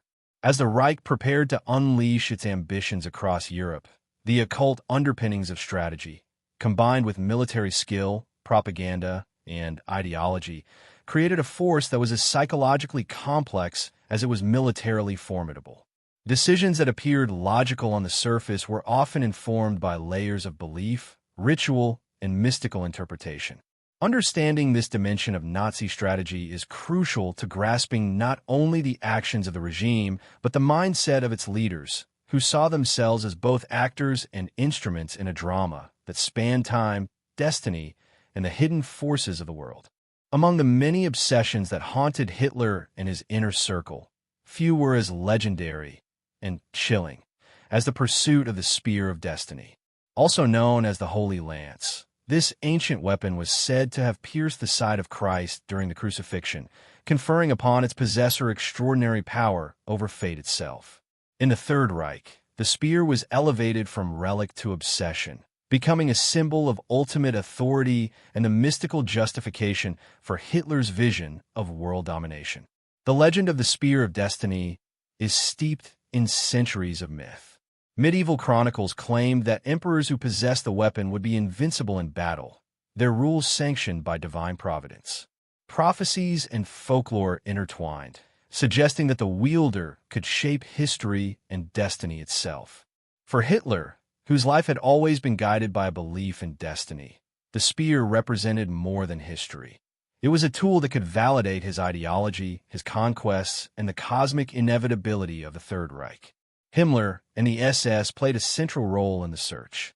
Within the mystical framework of the Third Reich, the spear was more than a historical artifact. It was a conduit of power, a symbol that could influence morale, destiny, and perhaps even reality itself. Archaeologists, scholars, and mystics were dispatched across Europe to locate the relic, often risking both politics and life in pursuit of what was believed to be a tangible connection to the divine. Expeditions were carefully organized, blending historical research with mystical interpretation, each step designed to uncover a fragment of the past that could empower the Reich. The hunt for the spear was more than scholarly curiosity. It was a psychological and strategic endeavor. Possession of such a relic was believed to confer legitimacy, both to Hitler personally and to the Nazi state. In Himmler's mind, aligning the Reich with sacred artifacts was a way to fuse temporal power with spiritual authority. Every discovery, every lead, and every ritual surrounding the spear was part of a larger narrative, that the Reich's destiny was not only political but cosmic, validated by symbols that reached back to the origins of Western civilization. Historical sites became laboratories for obsession.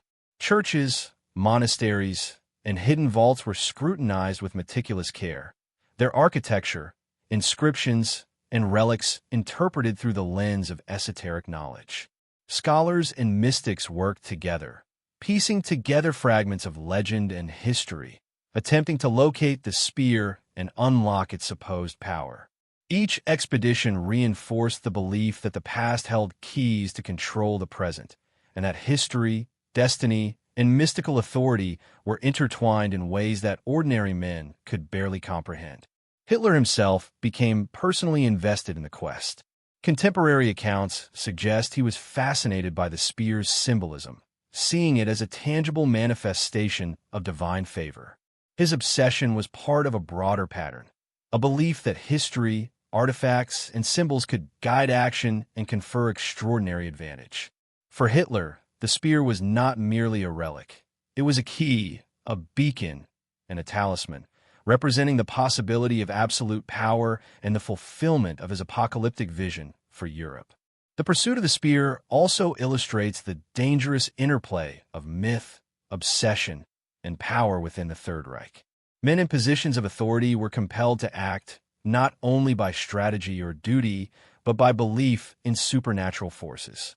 Expeditions were often expensive, dangerous, and impractical, yet the perceived stakes justified the means. The blending of obsession with ideology created a framework in which historical artifacts were not passive objects but active instruments, capable of shaping the fate of nations. Accounts of the search for the spear often border on legend. Some expeditions reportedly encountered coded inscriptions, hidden chambers, or guardians who claimed knowledge of the weapon's location. The boundary between reality and myth blurred, and the search itself became an expression of the Reich's mystical ambition. Members of the SS were instructed to treat the relic not as a mere object, but as a sacred charge, an extension of the mystical destiny that the Third Reich claimed as its own. Yet despite its allure, the spear remained elusive. Whether it truly existed or whether it was a manifestation of obsessive belief is still debated. For Hitler and Himmler, the pursuit was never solely about possession. It was about the symbolism, the psychological impact, and the reinforcement of the narrative of destiny. The hunt itself was a testament to the regime's willingness to blend faith, myth, and ambition into actions with tangible consequences for history. The spear also highlights a broader pattern in the Third Reich, the fusion of material and mystical power. Objects, symbols, and rituals were elevated to instruments of governance, morality, and strategy. Belief in their power was sufficient to guide decisions, inspire obedience, and justify atrocities. In this environment, historical artifacts were no longer neutral. They were charged with ideological, spiritual, and psychological significance, wielded as effectively as armies or propaganda campaigns. The hunt for the Spear of Destiny is a window into the Third Reich's inner world, a world where obsession, faith, and ambition converged, where history was interpreted to serve ideology, and where mystical symbolism guided the actions of men capable of shaping or devastating the course of nations. It reveals the extraordinary lengths to which Hitler and his circle would go to reinforce their vision of destiny, to assert control over both the tangible and intangible, and to weave myth into the machinery of power. As the war progressed, the search for sacred artifacts like the spear became intertwined with military campaigns, propaganda, and a broader obsession with mystical supremacy. It exemplified the ways in which belief in hidden forces and sacred destiny shaped not only thought but action, influencing decisions, priorities, and strategies. The pursuit of the spear was not merely an archaeological quest. It was an extension of the Third Reich's psychological and ideological warfare, a symbolic battlefield in the war for perception, loyalty, and historical destiny. Ultimately, the hunt for the Spear of Destiny illustrates a recurring theme in Hitler's occult obsession: the desire to command both the seen and the unseen. By linking history, mythology, and ritual to political and military action, Hitler and Himmler created a world in which the extraordinary became plausible, and in which symbols, relics, and belief held power as tangible as armies and weapons. The spear was more than a weapon. It was a metaphor for the fusion of obsession, ideology, and destiny that defined the Third Reich, a shadowed pursuit whose echoes would resonate long after the war ended. While Hitler's obsession with relics and destiny captivated the Third Reich, another, even more arcane pursuit gripped the imagination of Heinrich Himmler and his inner circle: alchemy. Rooted in centuries-old traditions of transformation, secret knowledge, and a manipulation of nature itself, alchemy offered promises far beyond ordinary science. In the warped worldview of the SS, it became intertwined with ideology, ritual, and ambition, a bridge between mystical belief and the terrifying machinery of the Nazi state. The fascination with alchemy was not merely symbolic. Himmler, in particular, was convinced that ancient texts and mystical practices could reveal secrets capable of enhancing human capability, prolonging life, and even achieving immortality. Alchemy, in this context, was both literal and metaphorical.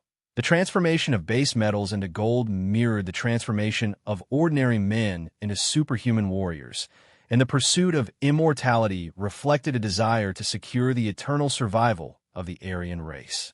Himmler's interest in alchemy dovetailed with his broader obsession with the occult. Castles, libraries, and secret archives were scoured for manuscripts, notes, and diagrams left by alchemists of the past. Laboratories were established where experiments were conducted, often blending chemistry, mysticism, and ritual. Though many of these endeavors were pseudoscientific or fantastical, they were treated with utmost seriousness, reflecting a belief that hidden knowledge, once mastered, could tip the balance of power in the Third Reich's favor. The symbolism of alchemy was central to Nazi ideology. Just as the alchemists sought to purify and perfect materials, the Nazis sought to purify society according to their vision of racial supremacy. The transformation of matter became an analogy for the transformation of humanity, a mechanized, ritualized, and ideologically driven effort to create a new kind of man, one who is stronger, purer, and devoted entirely to the cause of the Reich. Alchemy, in this sense, became both spiritual metaphor and political tool, linking mystical obsession to social engineering. Himmler's fascination with immortality extended beyond ideology to personal ambition. Ancient texts and legends describe elixirs, secret rituals, and hidden practices that promise life beyond ordinary limits.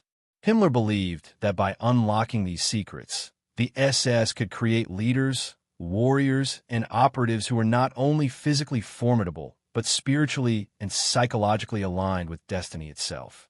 In his mind, knowledge of life's hidden forces could grant both authority and resilience, bending both human nature and fate to the Reich's design.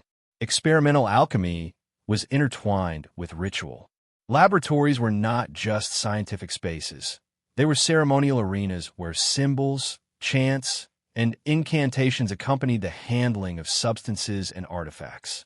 This fusion of mysticism and experimentation reinforced belief, creating an environment in which men were convinced that they were touching the edges of hidden power.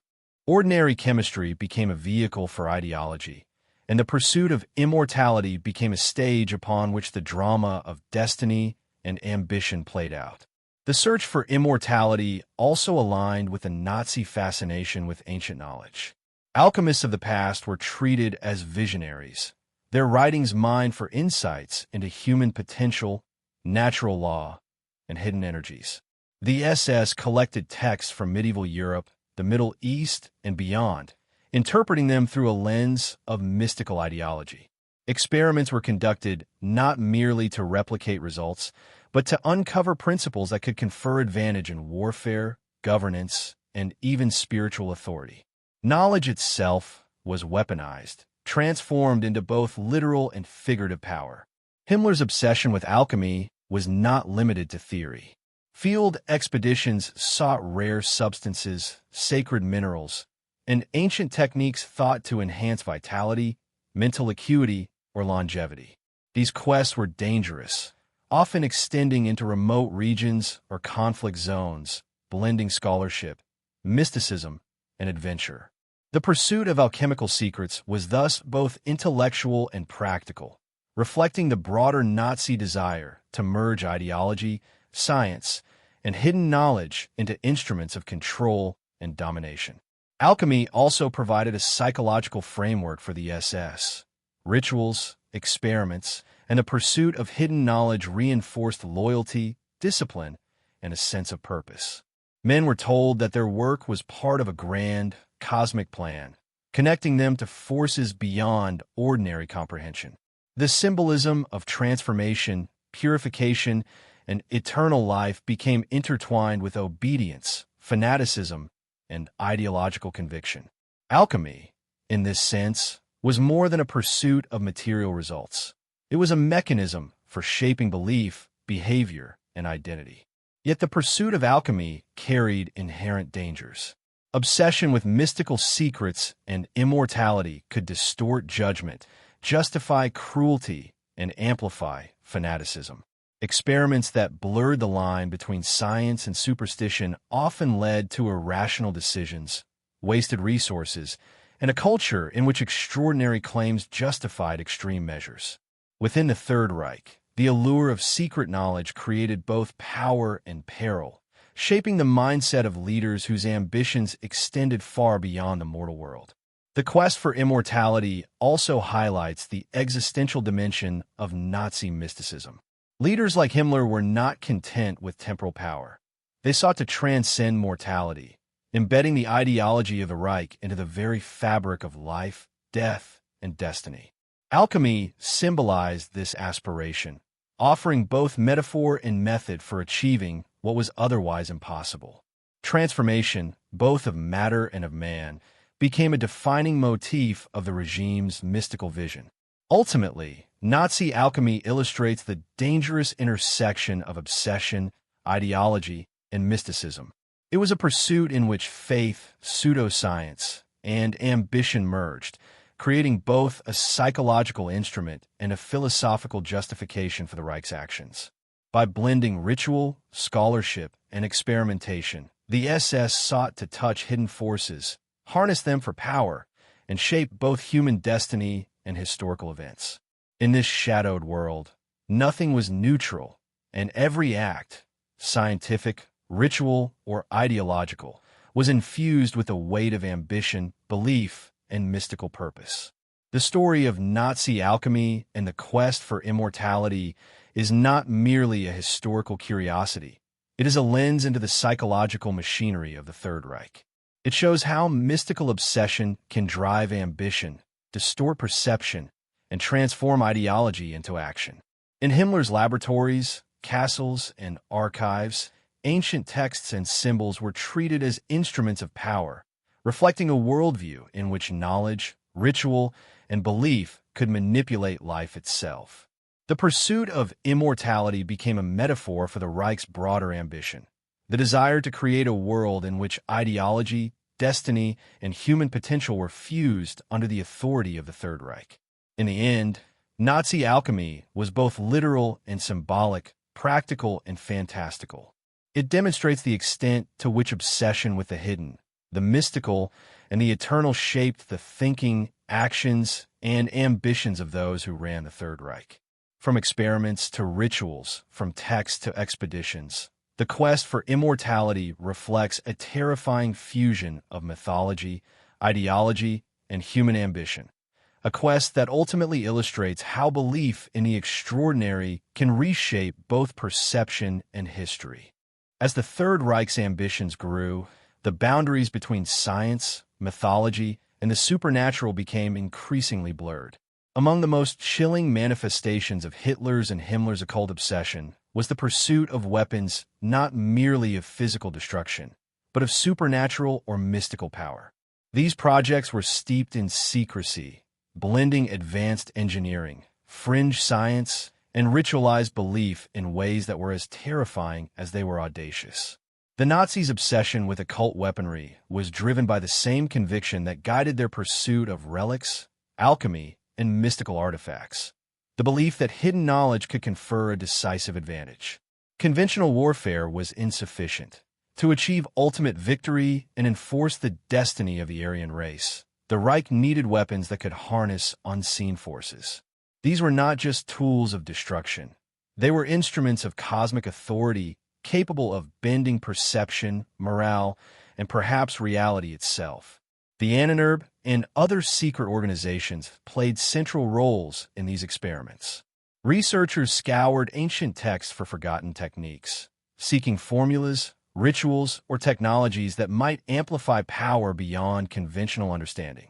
Manuscripts from medieval alchemists, Renaissance inventors, and esoteric societies were combed for references to energy manipulation, elemental control, or spiritual influence over matter.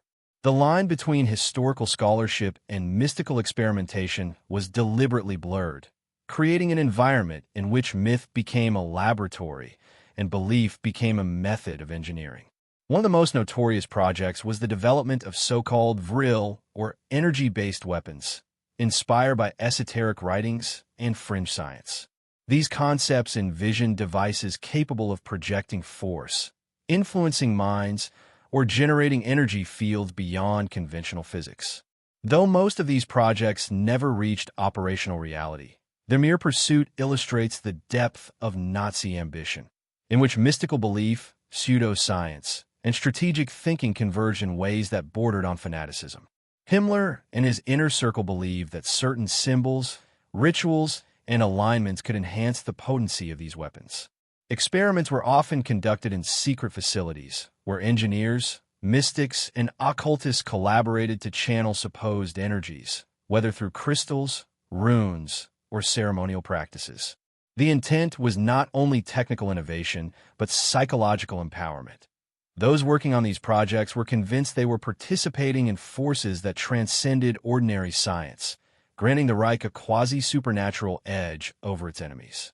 The pursuit of supernatural warfare also intersected with Nazi ideology and propaganda.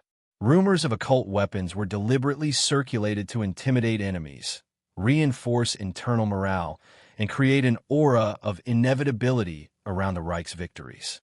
Soldiers and citizens alike were encouraged to believe in the extraordinary capabilities of the state, whether in the form of advanced technology or mystical intervention. In this way, the psychological dimension of warfare became inseparable from ideology, strategy, and mystical ambition. Some experiments involved attempts to manipulate natural forces, including magnetic fields, atmospheric phenomena, and unconventional propulsion systems. While the technical feasibility of many projects was questionable, the belief in their potential influence was powerful. Hitler and his generals were persuaded that occult knowledge could complement conventional arms, tipping the balance in both tangible and psychological ways. The fusion of mysticism with technology illustrates the Third Reich's unique approach to power. Reality itself was to be reshaped according to both ideology and hidden knowledge.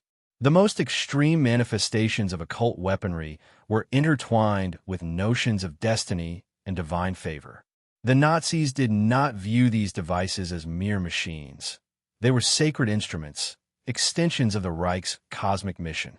Rituals, symbols, and ceremonies accompanied technical experiments, reinforcing the perception that success was both practical and metaphysical. In the SS worldview, mastery over these forces was evidence of alignment with historical destiny, validating both belief and action in a self-reinforcing cycle of fanaticism. Occult weapons also highlight the broader culture of secrecy and obsession within the Third Reich. Facilities were heavily guarded, experiments shrouded in ritual, and knowledge compartmentalized to maintain authority and control. Researchers and operators were often required to participate in ceremonial observances, creating an environment in which technical expertise and mystical devotion were inseparable. Obsession, ideology, and ambition converged in ways that elevated even improbable projects to matters of existential importance. The psychological impact of these pursuits cannot be overstated. Soldiers, engineers, and citizens were drawn into a world where science, superstition, and destiny intersected, fostering obedience, fear, and awe. Belief in occult weapons reinforced the perception that the Reich was not only militarily superior, but cosmically sanctioned. This combination of technological ambition and mystical authority amplified both confidence and fanaticism, ensuring that even failures or setbacks were framed as temporary obstacles in a preordained plan of destiny. Many of these projects remain shrouded in mystery. The secrecy surrounding occult experimentation, coupled with the destruction of records near the end of the war, means that historians must rely on fragments, testimonies, and surviving documents. Yet even these remnants reveal the intensity of the Reich's obsession. The fusion of mythology, technology, and belief was a defining feature of Nazi ambition, demonstrating how ideas once confined to legend were weaponized in service of ideology and conquest. The pursuit of supernatural warfare also serves as a mirror to the broader Nazi worldview, a belief in the fusion of destiny, science, and ideology. Ordinary rules of reality were subordinate to the imagined laws of history and mysticism, and extraordinary ambition justified extreme experimentation.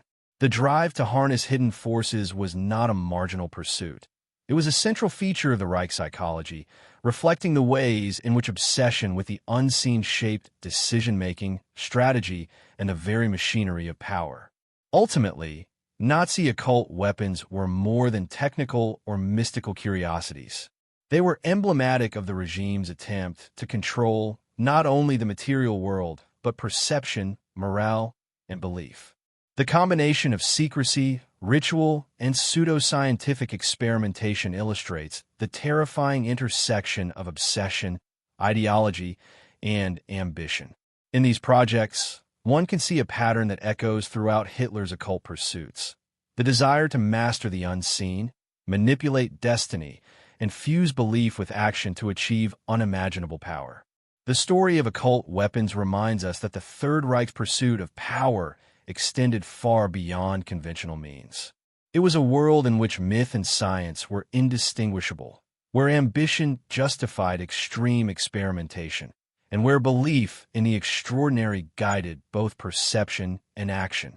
The quest for supernatural warfare is a window into the dangerous and fantastical logic of Nazi mysticism, revealing how obsession with hidden forces shaped not only ideology, but the very conduct of war.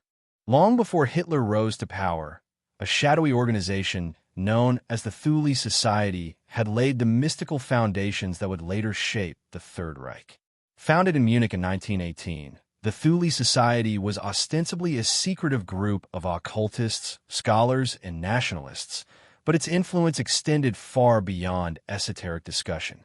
It became the crucible where ideas of Aryan supremacy, mystical destiny, and occult ritual converged, ultimately guiding the ideological and mystical trajectory of Nazi leadership. The Society's origins were steeped in the search for hidden knowledge. Its members were fascinated by ancient Germanic myths, Aryan genealogy, and the possibility of secret powers embedded in history and geography. They believed that Germany's greatness was tied to mystical forces and that understanding these forces could restore the nation to its ancient glory. For the Thule Society, history was not merely a record of events, but a living narrative infused with energy, symbolism, and destiny. Hitler's early encounters with the Thule Society were formative. While he was not a formal member, he was heavily influenced by its ideology, symbolism, and the aura of mystical authority its members projected. The Society's emphasis on Aryan origins, racial destiny, and the fusion of myth and politics resonated deeply with Hitler, reinforcing his belief that Germany's resurgence required both ideological purity and alignment with unseen cosmic forces. The Thule Society became a bridge between fringe mysticism and the emerging political movement that would become the Nazi Party. Central to the Society's influence was its use of symbolism and ritual. Members employed runes, sigils, and ceremonial practices designed to connect them to ancestral power and hidden forces. These symbols were not merely decorative. They were believed to channel energy, inspire loyalty, and reinforce a sense of cosmic purpose. For Hitler and his inner circle, such symbols provided a blueprint for integrating mysticism into political strategy, reinforcing the notion that ideology and destiny were inseparable. The Thule Society also played a critical role in the early organizational structure of the Nazi Party. Many of its members became advisors, propagandists, and financiers, embedding mystical ideology into the party's foundations. Their influence extended beyond abstract belief, shaping rituals, propaganda, and the psychological culture of the movement. The Society's emphasis on Aryan supremacy and destiny became a core element of Nazi doctrine, providing both a historical narrative and a mystical justification for future policies. The Society's fascination with ancient knowledge and sacred relics foreshadowed later Nazi pursuits, from the Ahnenerbe's archaeological expeditions to Himmler's obsession with mystical weapons. Thule members were convinced that artifacts, symbols, and forgotten rituals could grant power, legitimacy, and insight into the forces shaping history. This belief created a continuity of mystical obsession that flowed from early nationalist occultism into the highest levels of the Third Reich, influencing both ideology and action. Even the Society's secrecy reinforced its influence. By shrouding its activities in mystery and ritual, the Thule Society created an aura of authority that amplified its ideological impact.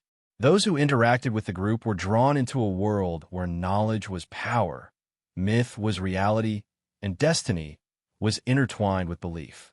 This environment of mystique and exclusivity would later be mirrored in the rituals and symbolism of the SS, the Ahnenerbe, and other occult-influenced organizations within the Nazi regime. The Thule Society's emphasis on Aryan mythology also intersected with geopolitics. Its members argued that the German people were descended from a superior race, destined to dominate the world. This belief was not abstract. It provided a mystical framework for expansionist ambitions, racial policies, and conquest. The notion that history was guided by destiny justified extreme measures, embedding ideology, mysticism, and power into a single, coherent narrative that would become central to Nazi thought.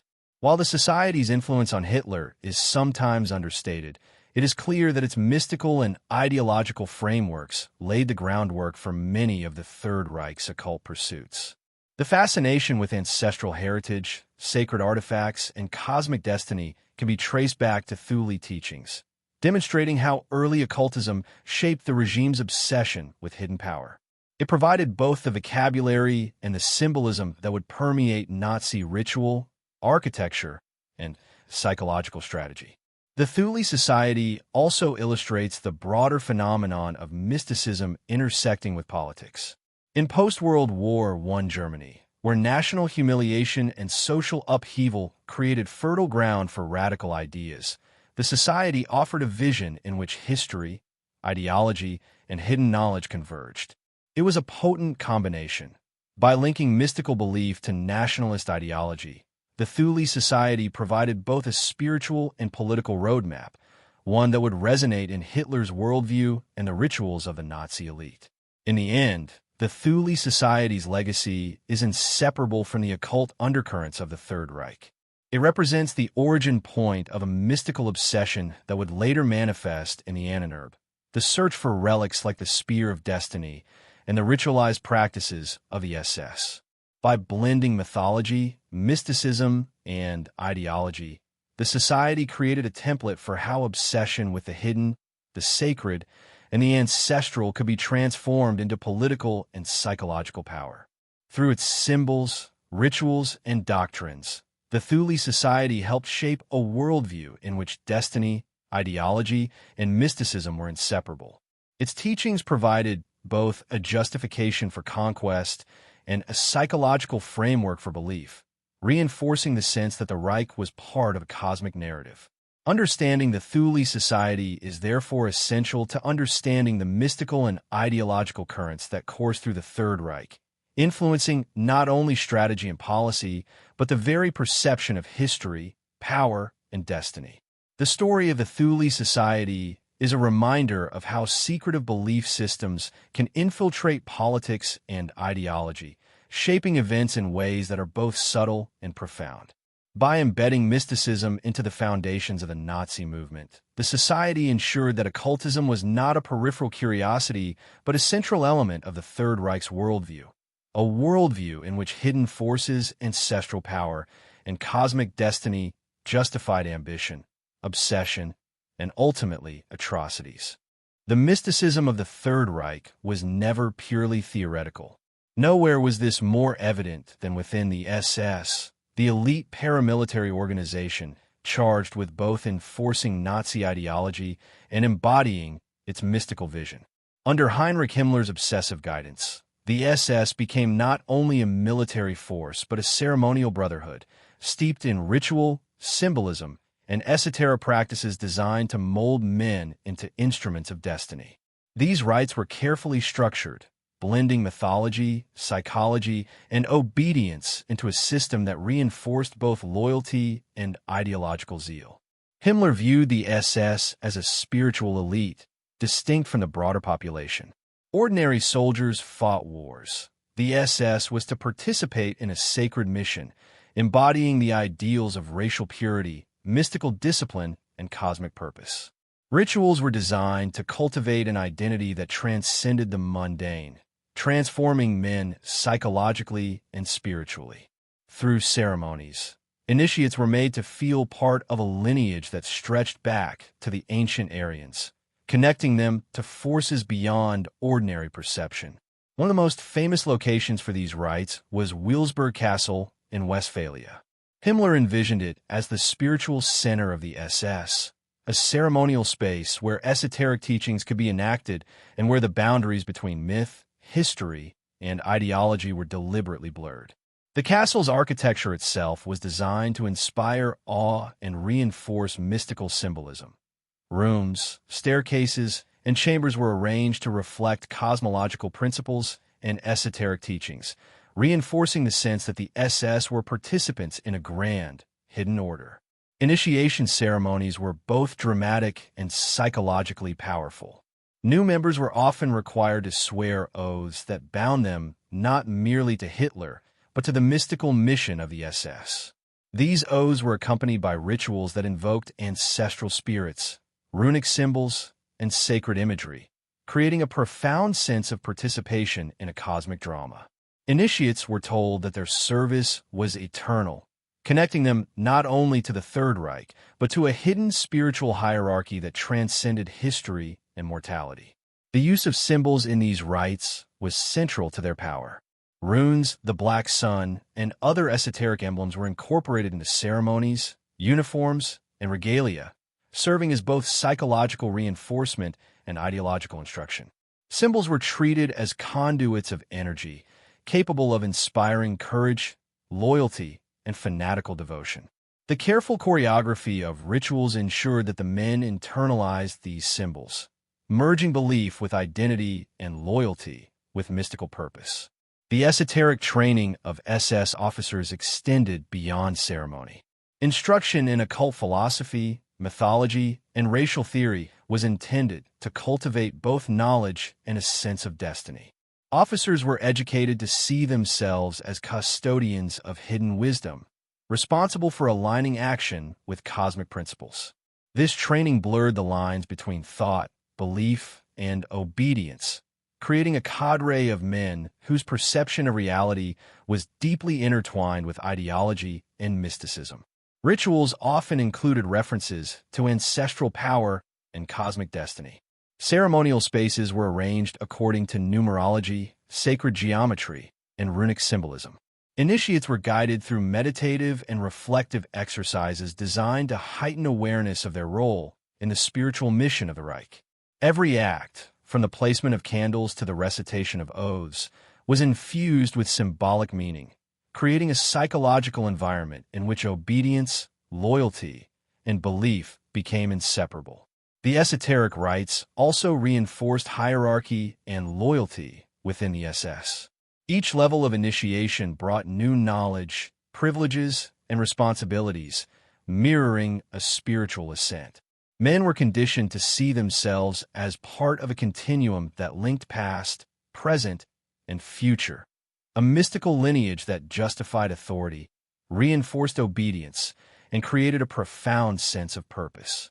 This structure ensured that the SS operated not merely as a military organization, but as a living manifestation of the Reich's mystical vision. Some rites were designed to instill fear as well as devotion.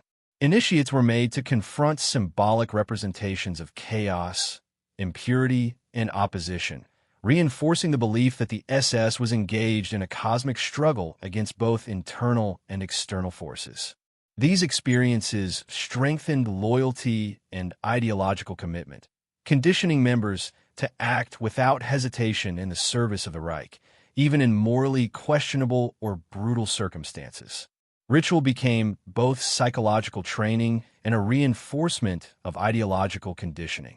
Himmler's obsession with esoteric rites extended into the realm of death and immortality.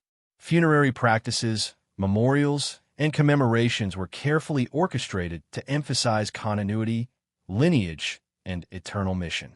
Death within the SS was framed not as an end, but as a transition, connecting the fallen to the mystical order and reinforcing the sense of cosmic purpose. The rites around death mirrored those of initiation, reinforcing belief in destiny, the eternal mission of the SS, and a mystical justification for action in life and war. The esoteric dimension of the SS illustrates the psychological sophistication of Nazi mysticism. Rituals, symbols, and ceremonies were not superficial. They were integral to the functioning of the organization, shaping perception, motivating action, and reinforcing ideology. By merging myth, belief, and obedience into a cohesive system, Himmler created an environment in which ordinary men could be transformed into ideologically driven instruments of both terror and devotion. Ultimately, the esoteric rites of the SS reveal the lengths to which the Third Reich fused mysticism with ideology.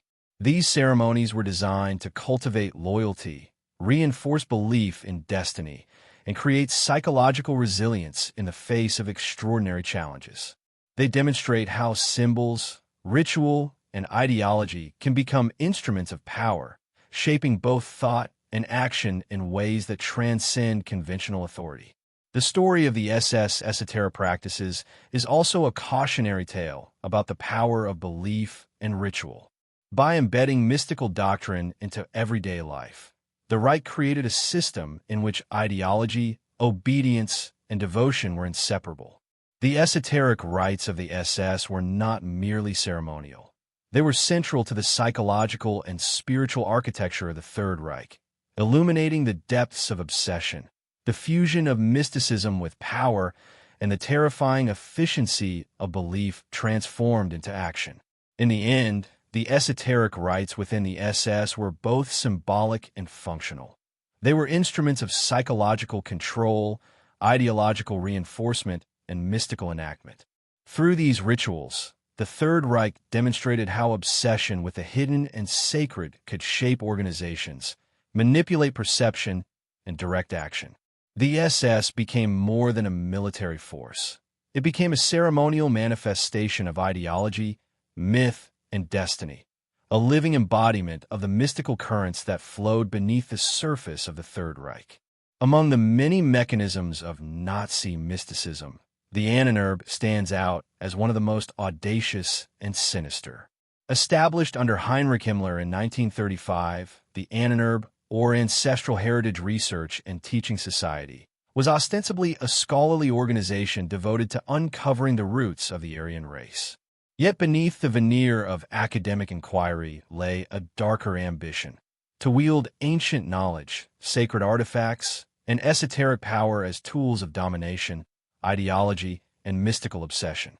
Its expeditions, both in Europe and across the globe, became legendary for blending archaeology, occultism, and the grotesque. The Ahnenerbe's remit was vast and deliberately enigmatic. Its operatives sought to prove Aryan supremacy not only through historical and anthropological research, but by uncovering evidence of mystical influence in ancient civilizations. From the ruins of Central Asia to the castles of medieval Germany, no stone was left unturned. The organization's expeditions were meticulously planned, combining scholarly rigor with a fanatical belief in destiny, often blurring the line between legitimate research and ritualized pursuit of power. One of the Society's most famous missions involved Tibet, where anthropologists and occultists journeyed to study the supposed cradle of Aryan civilization. The expedition sought to document ancient rituals, collect sacred texts, and even locate spiritual leaders who might possess hidden knowledge. The Ahnenerbe operatives were motivated not merely by curiosity, but by the conviction that their discoveries could be weaponized, turning myth into influence, ritual into authority, and ancient secrets into tools for the Reich's supremacy. Expeditions were not limited to remote mountains or sacred temples. Archaeological digs in Germany, Poland, and Scandinavia were pursued with equal intensity. SS operatives combed the countryside for burial mounds, megalithic structures, and relics linked to ancient Germanic tribes. Each discovery was scrutinized not only for historical significance, but for mystical resonance, ritual potential, or symbolic value. Every artifact became a potential instrument in a larger ideological and spiritual arsenal of the Reich. The Ahnenerbe's missions also intersected with more sinister agendas. Human experimentation, racial theory, and pseudoscientific inquiry were often conducted under the guise of archaeological or anthropological research. Prisoners and local populations were sometimes coerced into participation, revealing how mystical obsession could justify cruelty. The Society exemplified the terrifying fusion of scholarship, ideology, and fanaticism, demonstrating how the pursuit of hidden knowledge could be weaponized against both reality and humanity. Central to the Ahnenerbe's ethos was the belief that history itself contained keys to power. Manuscripts, inscriptions, and oral traditions were interpreted as guides to unlocking hidden forces, whether spiritual, psychological, or practical. Expeditions were designed not merely to recover artifacts, but to understand the laws of destiny, to map the flow of hidden energies, and to harness ancient wisdom in ways that could reinforce the Reich's cosmic mission. History, in their eyes, was both evidence and instrument. The psychological impact of these expeditions was profound, both within the Ahnenerbe and among the wider Nazi hierarchy. Leaders and operatives were convinced that they were participating in a sacred mission, uncovering secrets deliberately hidden by ancient civilizations. The belief that their work connected them to cosmic forces reinforced loyalty, heightened fanaticism, and justified extraordinary measures. Ordinary archaeology became a theater of mysticism, obsession, and ideological control. Artifacts recovered during these missions were often enshrined in secrecy. Sacred texts, ritual objects, and relics were transported to castles, laboratories, and archives controlled by Himmler and the SS. The significance of these items was not only historical but symbolic. They were tokens of cosmic authority, meant to reinforce the ideology of the Reich and the mystical legitimacy of its leaders. Possession, interpretation, and ritual use of these artifacts became intertwined with the psychological architecture of power. The Ahnenerbe also illustrates the lengths to which Nazi mysticism extended beyond conventional borders. Expeditions ventured into regions where European influence was minimal, often encountering resistance, logistical challenges, and cultural obstacles. Yet the operatives persevered, driven by a belief that the secrets they sought could alter history, enhance power, and validate ideology. Their work was a fusion of obsession, scholarship, and mystical ambition, reflecting the extraordinary priorities of a regime in pursuit of both temporal and supernatural authority. These secret missions also highlight the intersection of ideology and science within the Third Reich. The Ahnenerbe sought legitimacy through academic methods, while simultaneously embracing mystical speculation. It was a delicate balance. Scholarship provided cover and credibility, while mystical interpretation justified extremes of behavior, exploitation, and ambition. The result was an organization that could operate simultaneously as a research institute, a mystical order, and a psychological instrument of power. The expeditions further reveal the broader worldview of Himmler and his inner circle, that power, history, and destiny were inseparable. By uncovering the secrets of ancient civilizations, they believed they could harness forces hidden from ordinary perception, aligning the Reich with cosmic currents and validating their mystical vision. Each artifact, each discovery, and each expedition reinforced the sense of inevitability that pervaded Nazi ideology, the belief that history, ritual, and hidden knowledge were allies in a grand, preordained plan. Ultimately, the Ahnenerbe's secret expeditions serve as a chilling testament to the Third Reich's fusion of mysticism, ideology, and ambition. They demonstrate how obsession with the hidden, the sacred, and the ancestral could drive men to extraordinary, often horrific lengths. The expeditions were both intellectual quests and instruments of power, blending archaeology, ritual, and fanaticism into a framework that justified conquest, cruelty, and the relentless pursuit of a mystical vision. The legacy of the Ahnenerbe reminds us that the Nazi obsession with the occult was not peripheral, but central. Through these expeditions, the regime sought to manipulate history, harness mystical authority, and integrate ancient knowledge into the machinery of ideology and power. The society exemplifies how fascination with the unseen can transform scholarship into obsession, and discovery into an instrument of both belief and domination. In the end, the Ahnenerbe's expeditions reveal a world where myth, ritual, and ideology were inseparable. They were not merely searches for artifacts, but searches for power, psychological, ideological, and mystical. These secret missions illuminate the extraordinary lengths to which the Third Reich would go to control both history and destiny, illustrating the terrifying intersection of scholarship, fanaticism, and mystical obsession that defined one of the darkest chapters in human history. Among the most enduring mysteries of Nazi mysticism is the regime's relentless pursuit of mythical artifacts, objects believed to hold extraordinary power, capable of altering destiny, inspiring fear, or validating Hitler's cosmic vision. From the legendary Spear of Destiny to relics shrouded in centuries of legend, these artifacts were more than trophies or curiosities. They were symbols, instruments, and talismans integrated into a worldview where myth and reality merged to justify obsession, conquest, and ideology. The fascination with artifacts stemmed from a deeply held belief in the tangible power of history. The Nazis did not see relics as passive objects. They were imbued with spiritual and symbolic force. Ancient swords, religious icons, and ceremonial objects were interpreted as conduits of energy capable of influencing leaders, armies, and the course of nations. Possession of such items was thought to confer legitimacy, authority, and even supernatural advantage. One of the most notorious pursuits was the Spear of Destiny, believed to have pierced Christ's side during the crucifixion. The legend claimed that whoever wielded the spear could control the fate of rulers and nations, a belief that deeply captivated Hitler and the SS. Expeditions were launched to locate the weapon, blending archaeological scholarship with ritualistic reverence. Every lead, every fragment of evidence, was scrutinized with the conviction that history itself could bend to the will of those who possessed such power.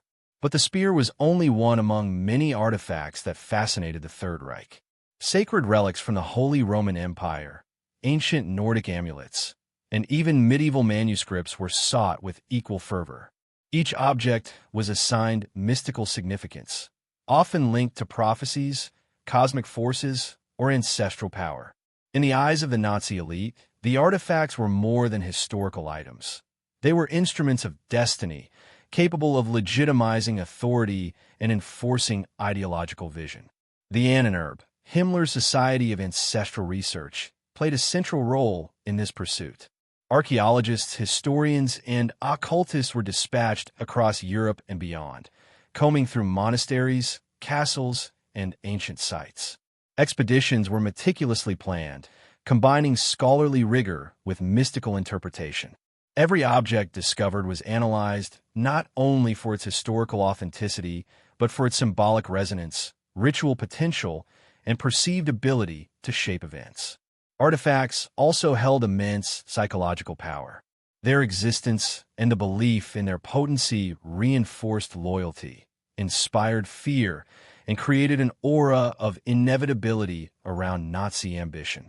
Soldiers and civilians were drawn into a narrative where the Reich was aligned with cosmic forces, and the possession of sacred objects was evidence of divine favor. Objects became instruments of both ideology and perception, blurring the boundary between myth and reality in ways that amplified obedience and fanaticism. Some artifacts were intended for ceremonial use within the SS and other elite Nazi organizations.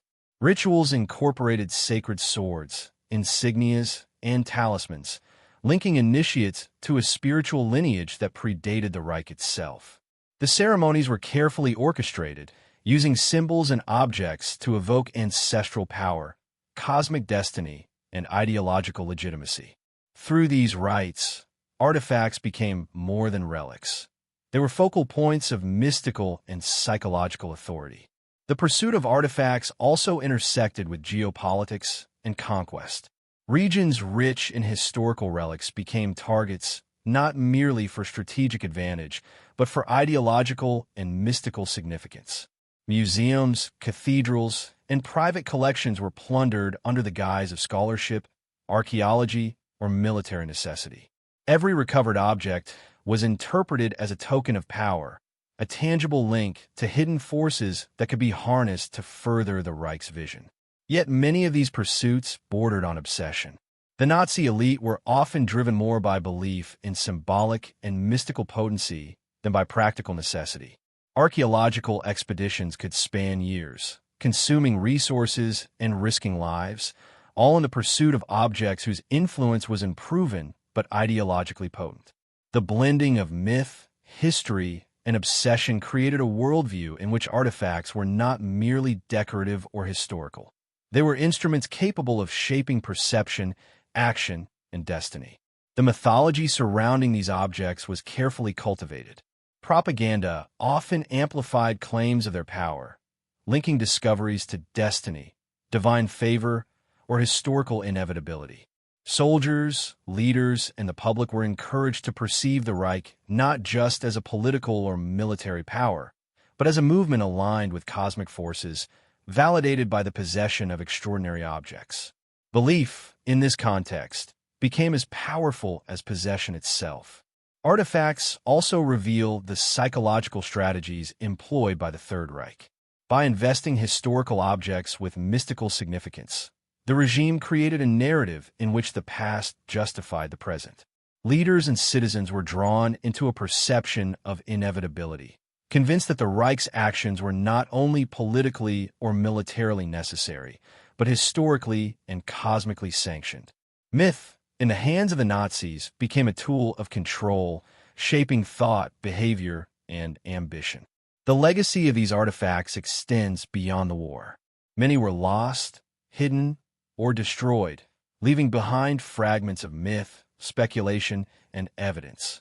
Their stories persist not only as historical curiosities, but as windows into the mind of a regime obsessed with destiny, power, and the unseen forces of history.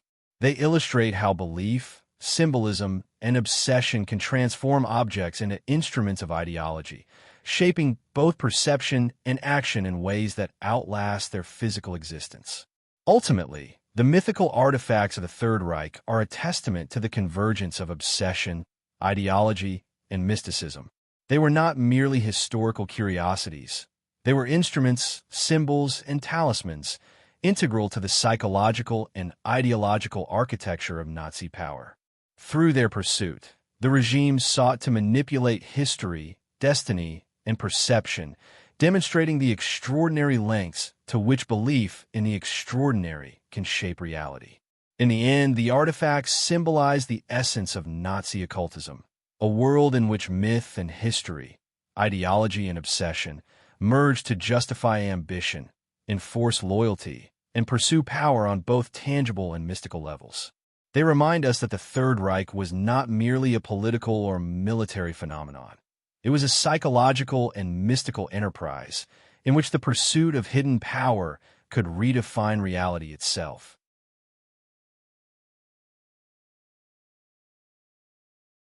While Himmler and the SS orchestrated rituals and expeditions, and the Annoner pursued mystical knowledge, it was Adolf Hitler himself who stood at the epicenter of the Third Reich's occult fascination.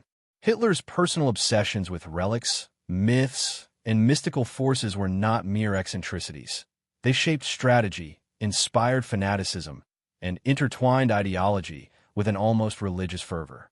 To understand the Nazi obsession with the occult, one must understand the mind of Hitler, a man for whom history, destiny, and myth were inseparably entwined. Hitler's fascination with the mystical often manifested in his interest in symbols. The swastika, for example, was far more than a party emblem. It was, in his mind, a symbol of cosmic power, racial destiny, and the continuity of Aryan supremacy.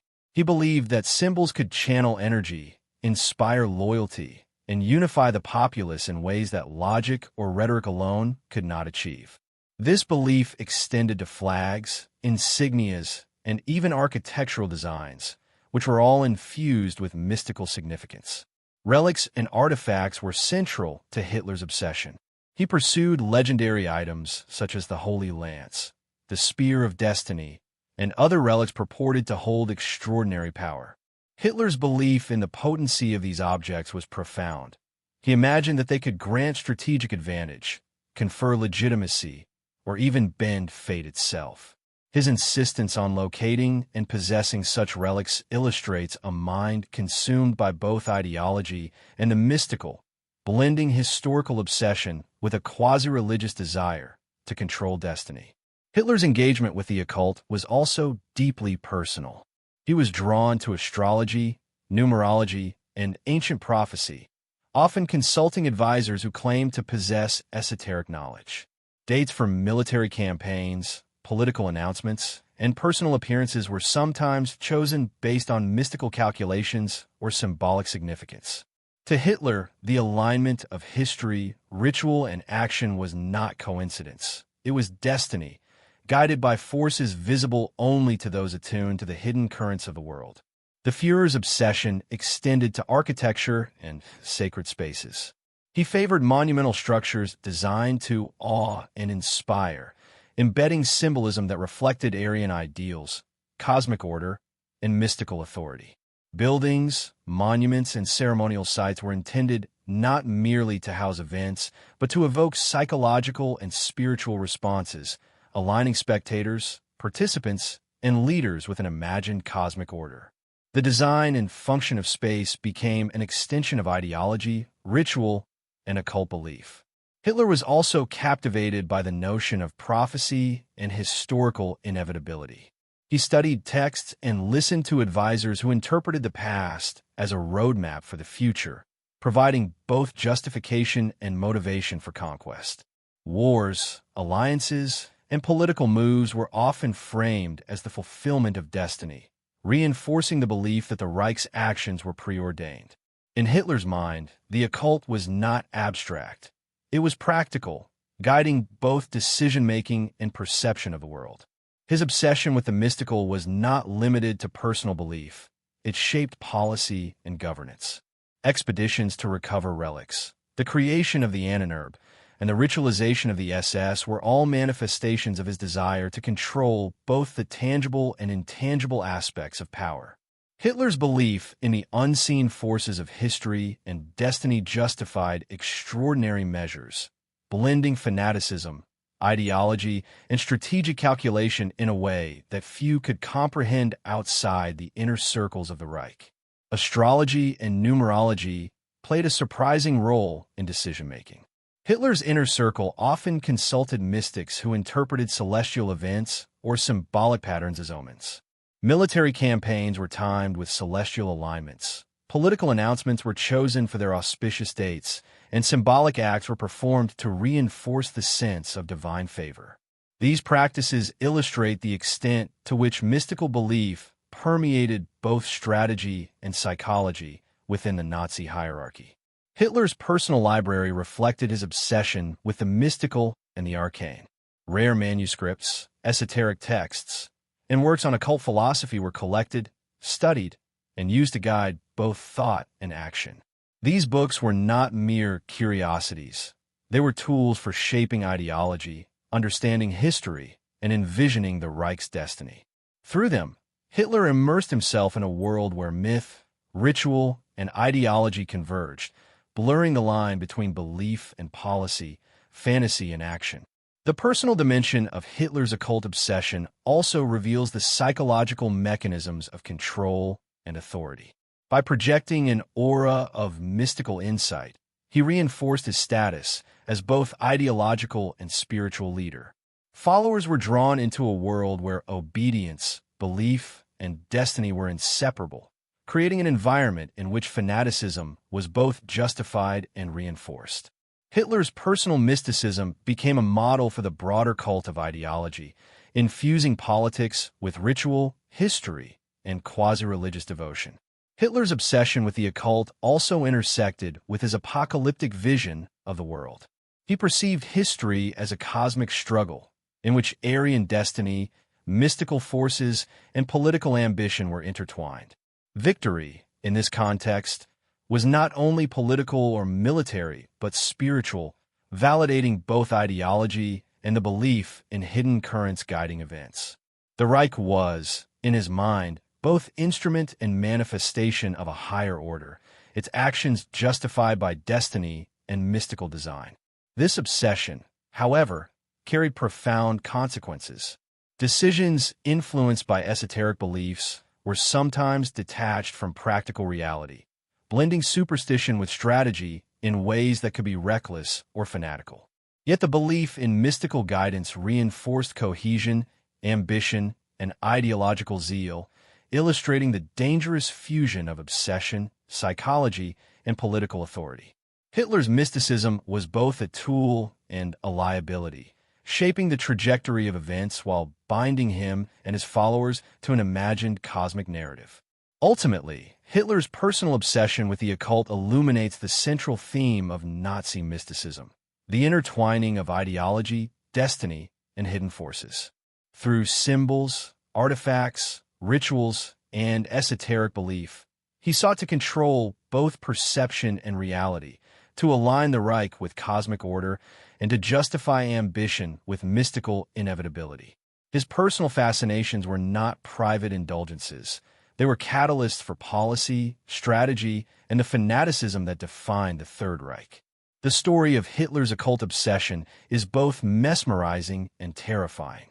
It reveals a man for whom history, myth, and ideology were inseparable, and for whom the pursuit of hidden knowledge was a pathway to power, legitimacy, and destiny. Through his beliefs, the mystical became political, obsession became strategy, and ideology became a spiritual mission. Understanding this obsession is crucial to understanding the Third Reich itself, where the boundaries between myth, power, and reality were deliberately and dangerously obliterated. Among the relics that captured Hitler's imagination, none held such mystique or symbolic weight as the Spear of Destiny, also known as the Holy Lance. According to legend, this was the weapon that pierced the side of Christ during the crucifixion, and folklore suggested that whoever possessed it could wield extraordinary power over nations and rulers. For Hitler, the spear represented more than religious history. It embodied a direct link between myth, destiny, and authority, a tangible instrument capable of shaping the course of events in ways that ordinary force could not. The obsession with the Spear of Destiny was fueled by a combination of religious mythology, medieval legend, and contemporary occult speculation. Within Nazi circles, the spear was treated not merely as a historical artifact, but as a talisman of fate. Its possession was believed to confer legitimacy and even divine favor, enhancing the wielder's capacity to lead and dominate. Hitler's fascination with the spear illustrates a broader pattern within Nazi mysticism. The search for artifacts that could bridge the tangible and the mystical, history and destiny, power and supernatural influence. Himmler and the SS played central roles in locating, securing, and interpreting the spear. Expeditions were launched to uncover its location, verify its authenticity, and determine its potential influence. The process was meticulous, combining archaeological inquiry with ritualistic examination. Every lead, from obscure manuscripts to medieval accounts, was investigated with a blend of scholarly rigor and mystical expectation. The Ahnenerbe and other SS units were instructed to treat the spear not only as a historical object, but as a potential instrument of strategic and cosmic power. The spear's influence, according to Nazi belief, was both psychological and symbolic. Hitler reportedly viewed it as a source of inspiration, a tool capable of instilling confidence, reinforcing authority, and intimidating adversaries. Soldiers, officers, and collaborators were aware of the spear's symbolic potency, and this belief was amplified through propaganda and internal narratives. By cultivating the aura of mystique around the spear, the Nazis sought to manipulate perception as much as reality, demonstrating how belief itself could become a weapon. Legends surrounding the spear were deeply integrated into the Nazi worldview.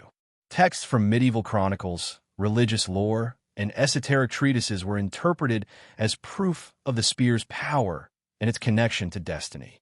Some accounts suggested that previous rulers had wielded the spear to secure victory, while others claimed that its loss or misuse led to downfall.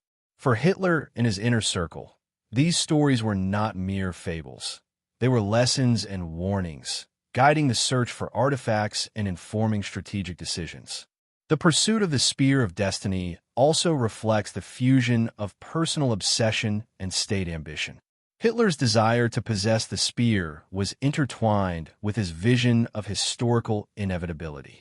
The artifact became a focal point, representing not just mystical power, but the ultimate validation of Aryan supremacy and the Reich's destiny. To him, the spear symbolized the convergence of history, ideology, and supernatural favor, making its recovery an urgent and symbolic objective. The psychological impact of the spear extended beyond Hitler himself.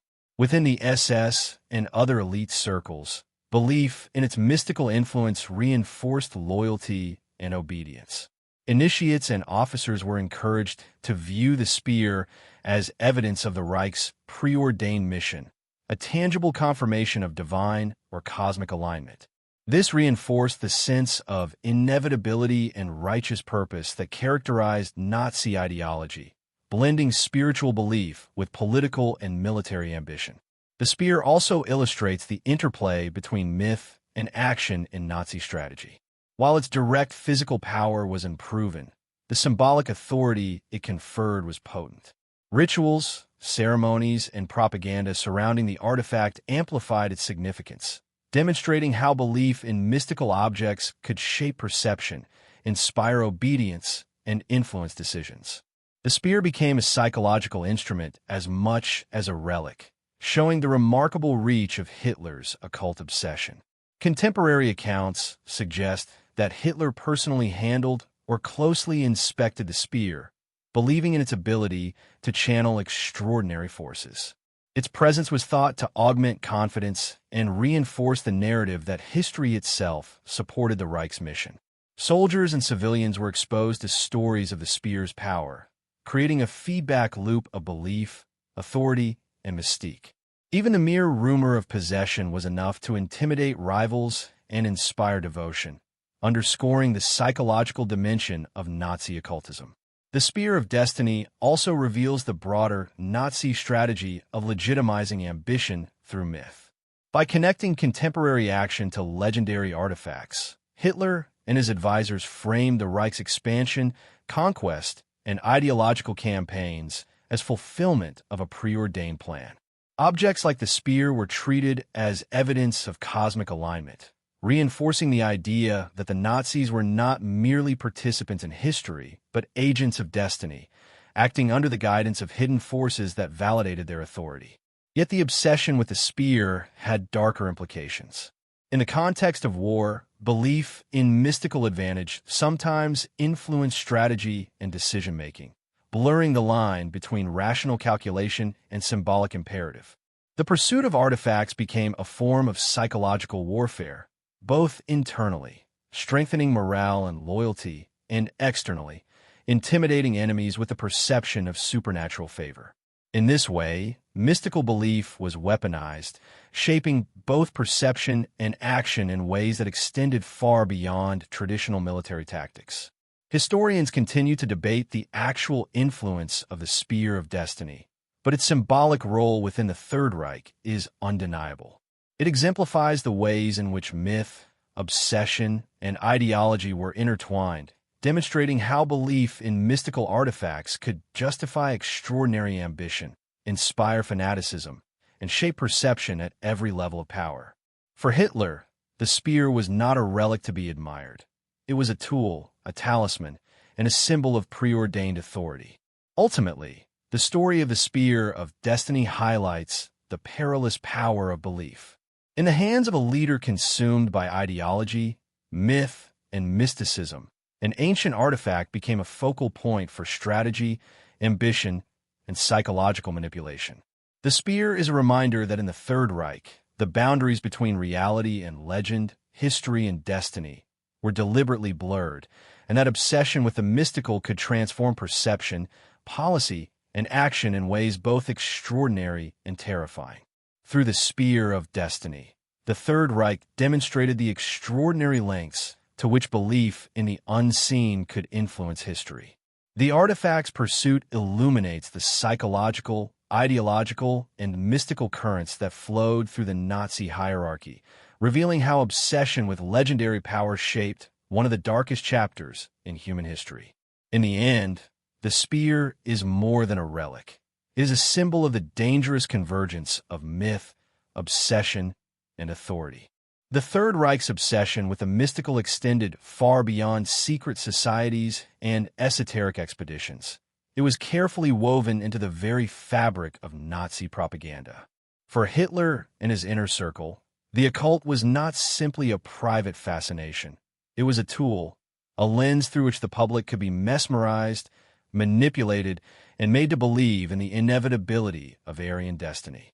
Symbols, ritualized imagery, and mythic narratives became instruments of psychological control, blurring the line between spectacle and belief. Propaganda was everywhere. Posters, films, rallies, and publications were meticulously designed to evoke a sense of cosmic order, historical inevitability, and spiritual legitimacy. The swastika, prominently displayed, was more than a party emblem. It was a sigil of destiny, a mystical symbol of Aryan supremacy. Coupled with imagery of ancient Germanic warriors, sacred relics, and ritualistic ceremonies, it conveyed the message that the Reich was part of a timeless cosmic struggle. Every element was carefully chosen to reinforce mystical authority, shaping perception through art, narrative, and spectacle. Ritualized public events were a central vehicle for propagating occult ideas. Mass rallies, such as those held at Nuremberg, were orchestrated with precision to evoke awe and emotional intensity.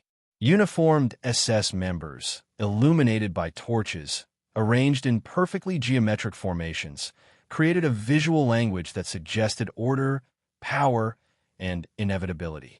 These events were carefully choreographed to simulate ritual, creating a psychological experience in which the populace felt both the grandeur and sacred mission of the Reich.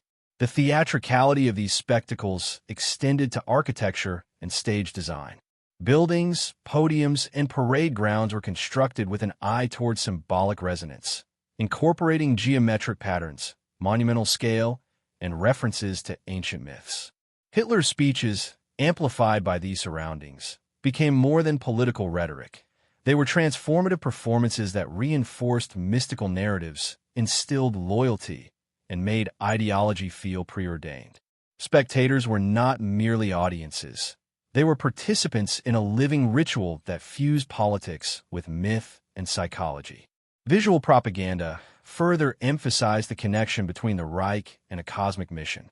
Films and photographs depicted the German people as heirs to a mystical legacy, descended from heroic ancestors whose destiny was to dominate and guide history.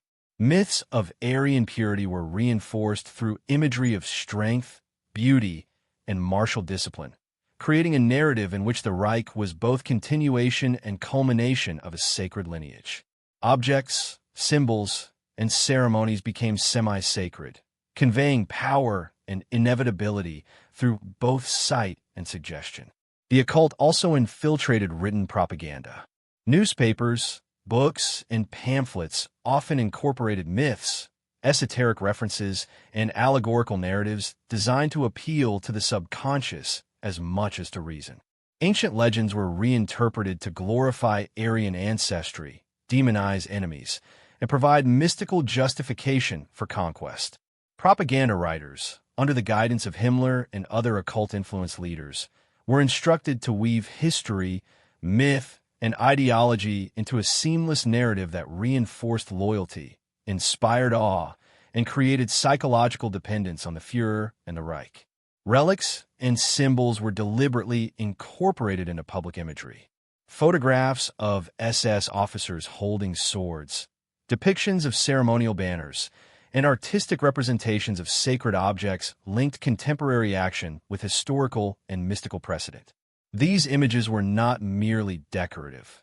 They were psychological tools, embedding the sense that the Reich operated in alignment with hidden forces, cosmic destiny, and spiritual authority. Belief in mystical legitimacy became inseparable from loyalty to the state. The use of ritual and propaganda extended to festivals and national celebrations. Events such as May Day, harvest festivals, and commemorations of historical victories were infused with mythic significance. Songs, costumes, and ceremonial gestures echoed ancient Germanic traditions, reinforcing the notion that the Reich was both heir to and custodian of a sacred legacy. Participants experienced these rituals as both entertainment and spiritual affirmation, internalizing ideological and mystical lessons through emotion, rhythm, and spectacle. Occult narratives also justified political and military campaigns. By framing wars and territorial expansion as fulfillment of destiny, Nazi propaganda transformed practical objectives into cosmic imperatives. Victory became not merely strategic, but symbolic, a manifestation of unseen forces aligning with Aryan supremacy. The populace was led to believe that history itself supported the Reich's actions, creating a feedback loop in which myth, ideology, and perception reinforced each other. Propaganda was a powerful tool for normalizing fanaticism and obedience. By embedding occult ideas into everyday culture, through schools, youth organizations, and media, The Reich ensured that mystical narratives permeated the consciousness of ordinary citizens. Children were taught to see themselves as part of a sacred lineage. Adults were encouraged to interpret events as manifestations of cosmic order. In this way, the occult was democratized not in terms of access to hidden knowledge, but in terms of psychological influence, shaping belief and behavior on a massive scale. Even failures or setbacks were reframed through mystical narratives. Defeats were interpreted as temporary obstacles in a preordained plan, reinforcing resilience and devotion.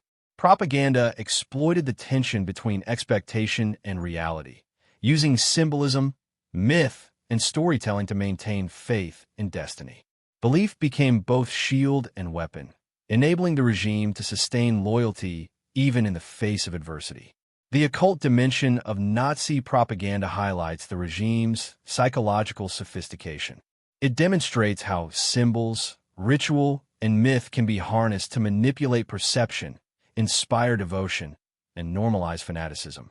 The blending of aesthetics, narrative, and psychology created an immersive experience in which ideology felt inevitable, obedience felt sacred, and participation in the Reich became a quasi-religious act.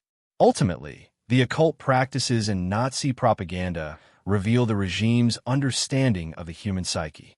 Hitler and his advisors recognized the power of myth and symbol to shape perception, behavior, and belief. By integrating occult themes into every aspect of public life, visual, auditory, and performative, they created a society in which ideology, destiny, and mystical authority were inseparable. Propaganda became ritual, imagery became doctrine, belief became power. The story of Nazi propaganda's occult dimension reminds us that belief is as potent as force. By harnessing myth, ritual, and symbolism, the Third Reich manipulated both perception and action, fusing the mystical with the political to create an irresistible narrative of destiny, legitimacy, and power. In the end, the regime's mastery of psychological and mystical influence was as important to its control as its armies and weapons, demonstrating that the unseen forces of myth and symbol can be as consequential as the tangible instruments of domination. The influence of occult belief within the Third Reich extended far beyond propaganda and ceremony. It even penetrated the planning and execution of warfare. Hitler and his inner circle were convinced that hidden forces, mystical objects, and cosmic timing could shape the outcomes of battles, campaigns, and entire wars. The occult became both a guiding principle and a psychological tool, influencing decisions, inspiring troops, and creating a perception that Nazi victories were divinely sanctioned or preordained. Central to this integration of mysticism and military strategy was the concept of fate and destiny. Hitler frequently interpreted historical events, omens, and ancient prophecies as signs guiding his actions on the battlefield. Military campaigns were sometimes timed according to symbolic dates, celestial alignments, or numerological calculations, with the belief that certain days carried greater cosmic favor.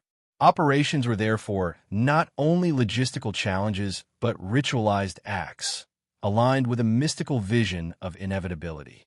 The SS, trained in esoteric rites and instilled with a sense of mystical purpose, served as the living embodiment of this philosophy. Their loyalty and devotion were heightened by the belief that their actions were guided by forces beyond the ordinary, linking them to a sacred mission and granting their campaigns a psychological edge.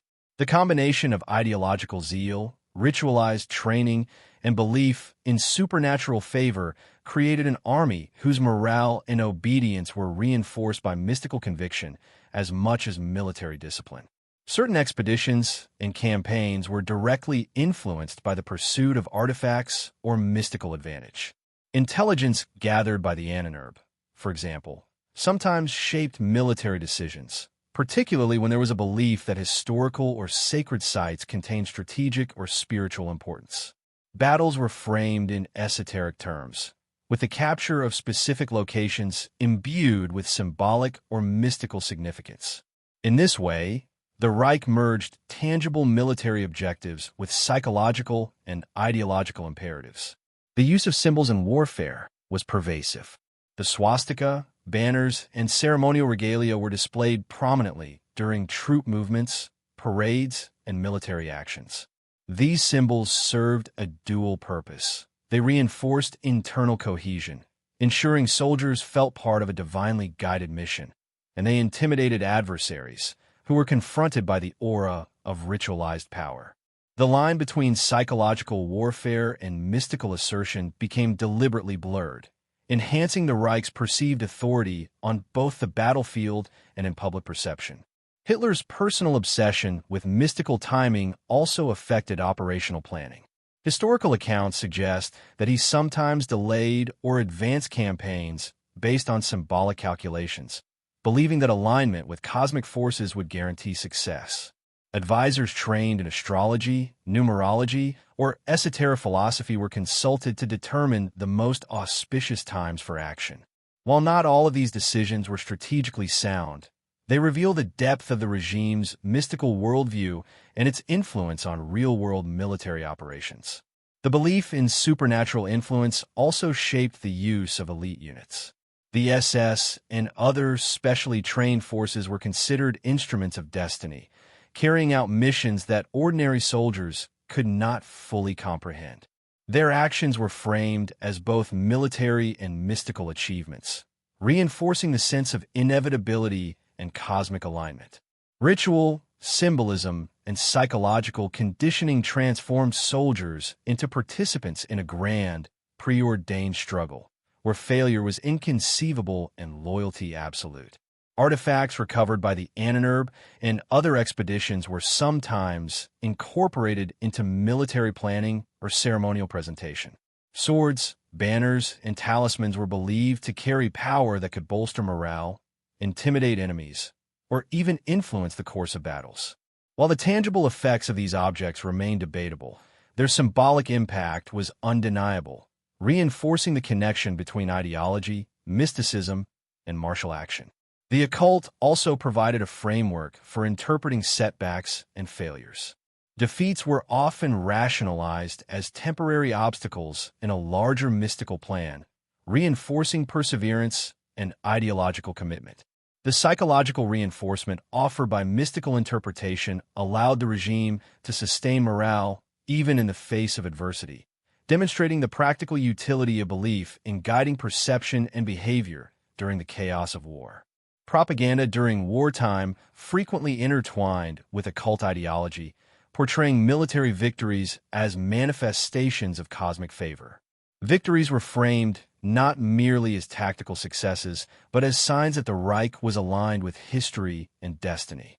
This narrative reinforced both domestic confidence and the fanaticism of troops on the front lines, creating a self-perpetuating cycle in which belief, action, and perception reinforced each other. The occult became both strategy and justification, blending myth with operational reality. Certain secret projects even reflected the attempt to harness mystical influence in a literal sense. Research into weapons, pseudoscientific technologies, and the use of artifacts was sometimes framed as a means to channel supernatural forces. While much of this research bordered on pseudoscience or outright fantasy, it demonstrates how deeply the mystical worldview permeated the Reich, extending from ideology and ritual into concrete strategic planning. The combination of occult belief and military ambition illustrates the psychological sophistication of the Nazi regime. Leaders understood that belief in cosmic forces, artifacts, and destiny could motivate troops, justify extraordinary actions, and create a sense of inevitability. Soldiers were not only following orders, they were participating in a perceived sacred mission, imbued with symbolic and psychological power. This fusion of mysticism and strategy amplified the effectiveness of discipline, obedience, and ideological commitment. Ultimately, the occult's role in Nazi warfare highlights the extraordinary lengths to which ideology and belief can shape real-world outcomes. It demonstrates that the Third Reich's military ambitions were reinforced not only by resources, tactics, or technology, but by a psychological and mystical architecture designed to inspire loyalty, intimidate adversaries, and instill a sense of cosmic inevitability.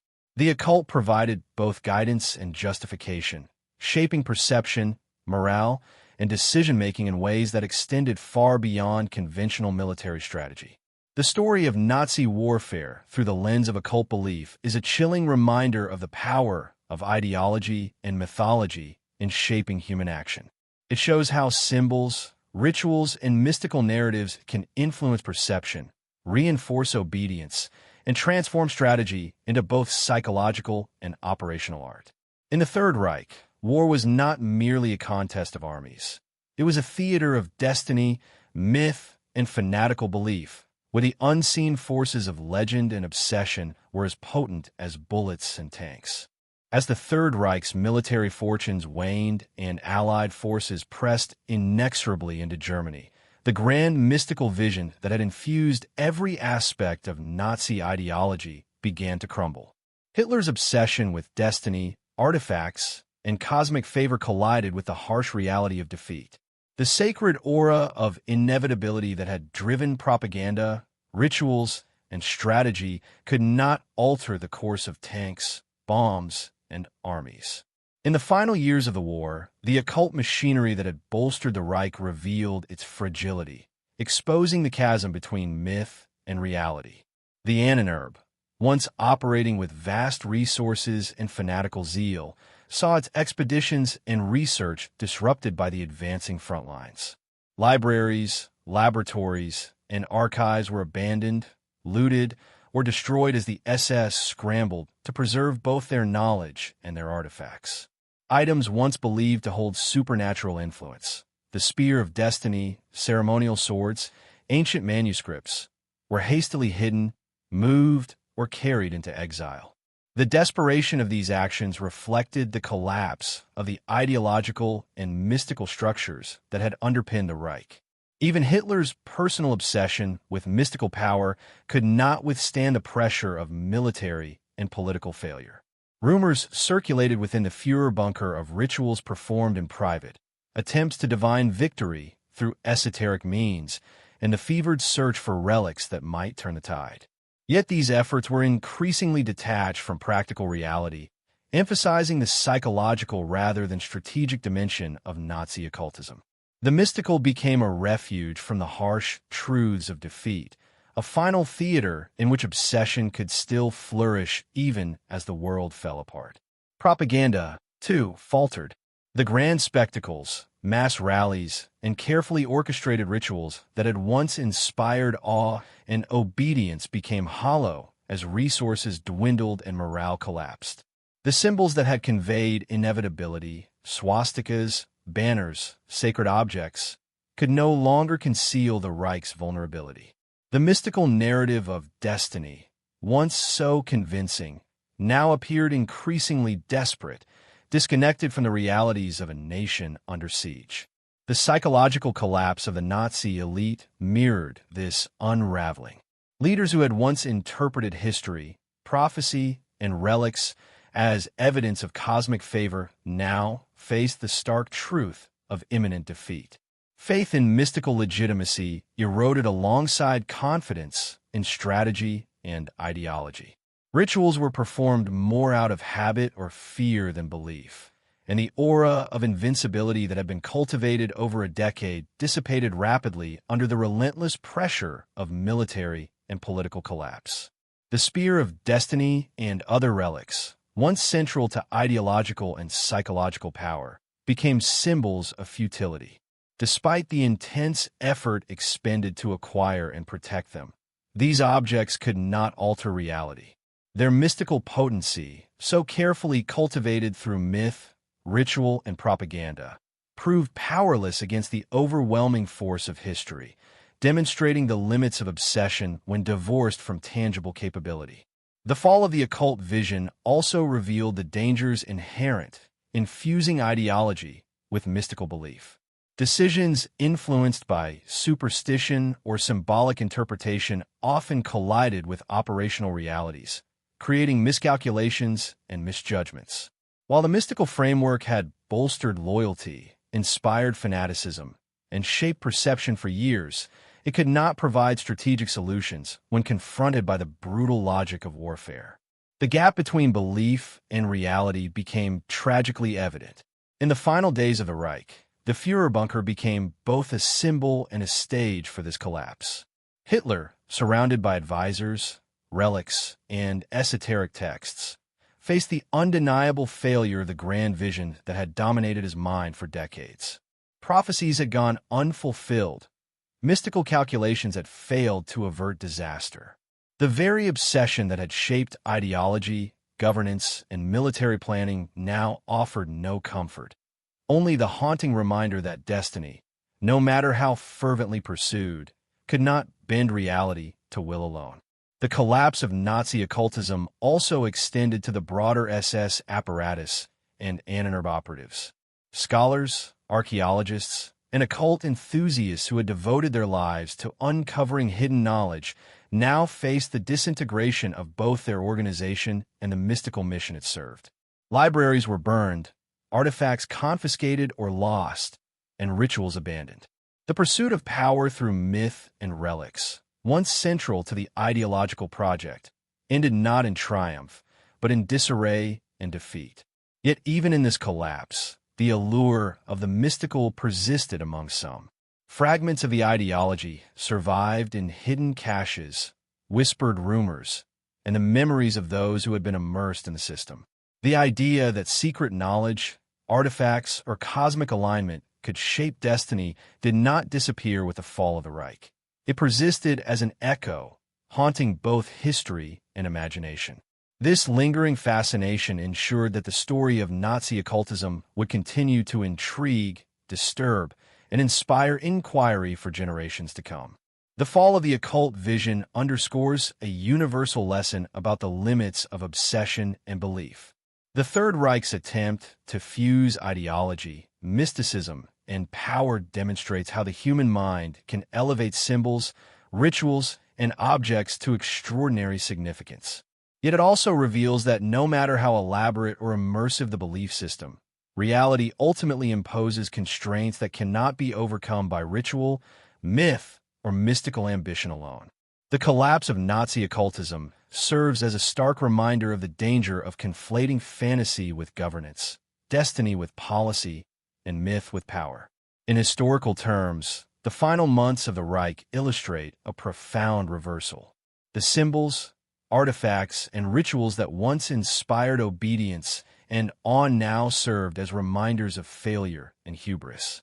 The mystical narrative that had justified conquest and fanaticism unraveled in the face of practical reality, revealing the inherent fragility of belief when unmoored from tangible success. What had seemed invincible, destiny, cosmic alignment, supernatural favor, proved to be contingent, ephemeral, and ultimately powerless. Yet the collapse of the occult vision does not diminish the fascination it inspired. The story of Nazi mysticism endures precisely because it illuminates the extraordinary intersection of obsession, ideology, and power. The failure of these mystical ambitions offers both caution and insight, demonstrating the extremes to which belief can drive individuals and societies, and the perilous consequences when myth and reality are conflated. In the end, the fall of the occult vision is both dramatic and tragic. It shows the unraveling of an entire worldview, a system of belief that had permeated politics, military strategy, and culture. It reveals the limitations of obsession, the consequences of fanaticism, and the ultimate power of reality over myth. As the Reich crumbled, the mystical ambitions that had defined it for so long were exposed as illusions, fragile, human, and tragically bound by the limits of the world they sought to command. With the fall of the Third Reich, the grand illusions of mystical power, cosmic destiny, and sacred relics that had consumed Hitler and his inner circle did not vanish entirely. Though the regime was defeated, the legacy of Nazi occultism lingered, embedded in the artifacts that survived, the myths that persisted, and the psychological shadow cast over history. This final chapter examines the lasting impact of the Third Reich's esoteric obsessions, revealing both the fascination they inspire and the cautionary lessons they impart. The allure of Nazi mysticism lies in its extraordinary blending of obsession, ideology, and psychological manipulation. Hitler's vision transformed relics, rituals, and symbols into instruments of authority, using belief as a tool to shape perception, enforce loyalty, and justify extraordinary ambition. The fascination with mystical power, whether through the spear of destiny, ancient artifacts, or cosmic timing, demonstrates how human beings are drawn to narratives that imbue life with meaning, even in the most destructive ways. The artifacts pursued by the Reich, some recovered, some lost, remain potent symbols. The spear of destiny, ceremonial swords, manuscripts, and relics of antiquity continue to captivate historians, scholars, and the public alike. Their significance today is not in supernatural potency, but in the psychological and ideological weight they carried for those who believed. These objects serve as reminders of the lengths to which obsession can shape human behavior, influencing decisions, inspiring fanaticism, and elevating myth to the level of perceived reality. The psychological mechanisms cultivated by the Nazis also have enduring lessons. The strategic integration of myth, ritual, and propaganda demonstrates the extraordinary power of belief to influence perception and action. The blending of aesthetics, symbolism, and storytelling created an immersive worldview in which ideology felt preordained and participation in the Reich became a quasi-religious act. Understanding these methods provides insight not only into the Third Reich, but into the broader ways in which belief and symbolism can be harnessed to shape societies. Even decades later, the fascination with Nazi occultism continues in popular culture, literature, and research. Scholars study the Ahnenerbe, SS rituals, and Hitler's personal obsessions not merely for historical curiosity, but to understand the interplay of ideology, mysticism, and power. Films, documentaries, and novels often revisit these themes, dramatizing the dangerous combination of obsession, fanaticism, and the human desire to control destiny. The story of Nazi mysticism remains compelling because it reveals the extremes of ambition, the seductive power of myth, and the consequences of conflating fantasy with governance. At the same time, the legacy is cautionary. Nazi occultism illustrates how ideology can exploit symbols, rituals, and beliefs to justify cruelty, manipulate perception, and enforce obedience. The Third Reich's use of mystical narratives shows how powerful and dangerous human belief can become when aligned with authoritarian ambition. It is a reminder that fascination with hidden knowledge, secret power, or cosmic destiny, when combined with ideology, can have real-world consequences that extend far beyond the imagination. The failure of Nazi mystical ambitions also carries profound human and historical lessons. Despite obsessive planning, elaborate rituals, and fervent belief in destiny, reality ultimately imposed limits that no artifact, talisman, or prophecy could overcome. The collapse of the occult vision underscores the fragility of obsession and the danger of conflating myth with material action. The Third Reich's downfall demonstrates that no matter how seductive or compelling belief in hidden forces may be, reality remains unconquerable, and fanaticism cannot shield its adherents from the consequences of their actions. Yet there is also a paradoxical fascination in this legacy. The very failure of Nazi occultism highlights the power of myth to shape human behavior. Leaders and followers alike were motivated, inspired, and even deluded by belief in the mystical, showing how narratives can create obedience, courage, or desperation. The artifacts, rituals, and symbols may have failed to alter history in the ways imagined, but they succeeded in molding the psyche of those who lived under the Reich, leaving an indelible mark on both individuals and society. Historians and psychologists continue to explore the interplay of ideology, mysticism, and obsession in the Third Reich. The fascination with power, destiny, and hidden forces is not unique to Hitler or his followers. It is a reflection of universal human tendencies. The story of Nazi occultism illuminates the vulnerability of the human mind to narratives that provide meaning, certainty, and purpose, even at immense cost. In studying these extremes, we gain insight into both historical events and the broader mechanisms of belief, loyalty, and manipulation. The enduring cultural fascination with Nazi mysticism also speaks to a deeper human curiosity about the unknown.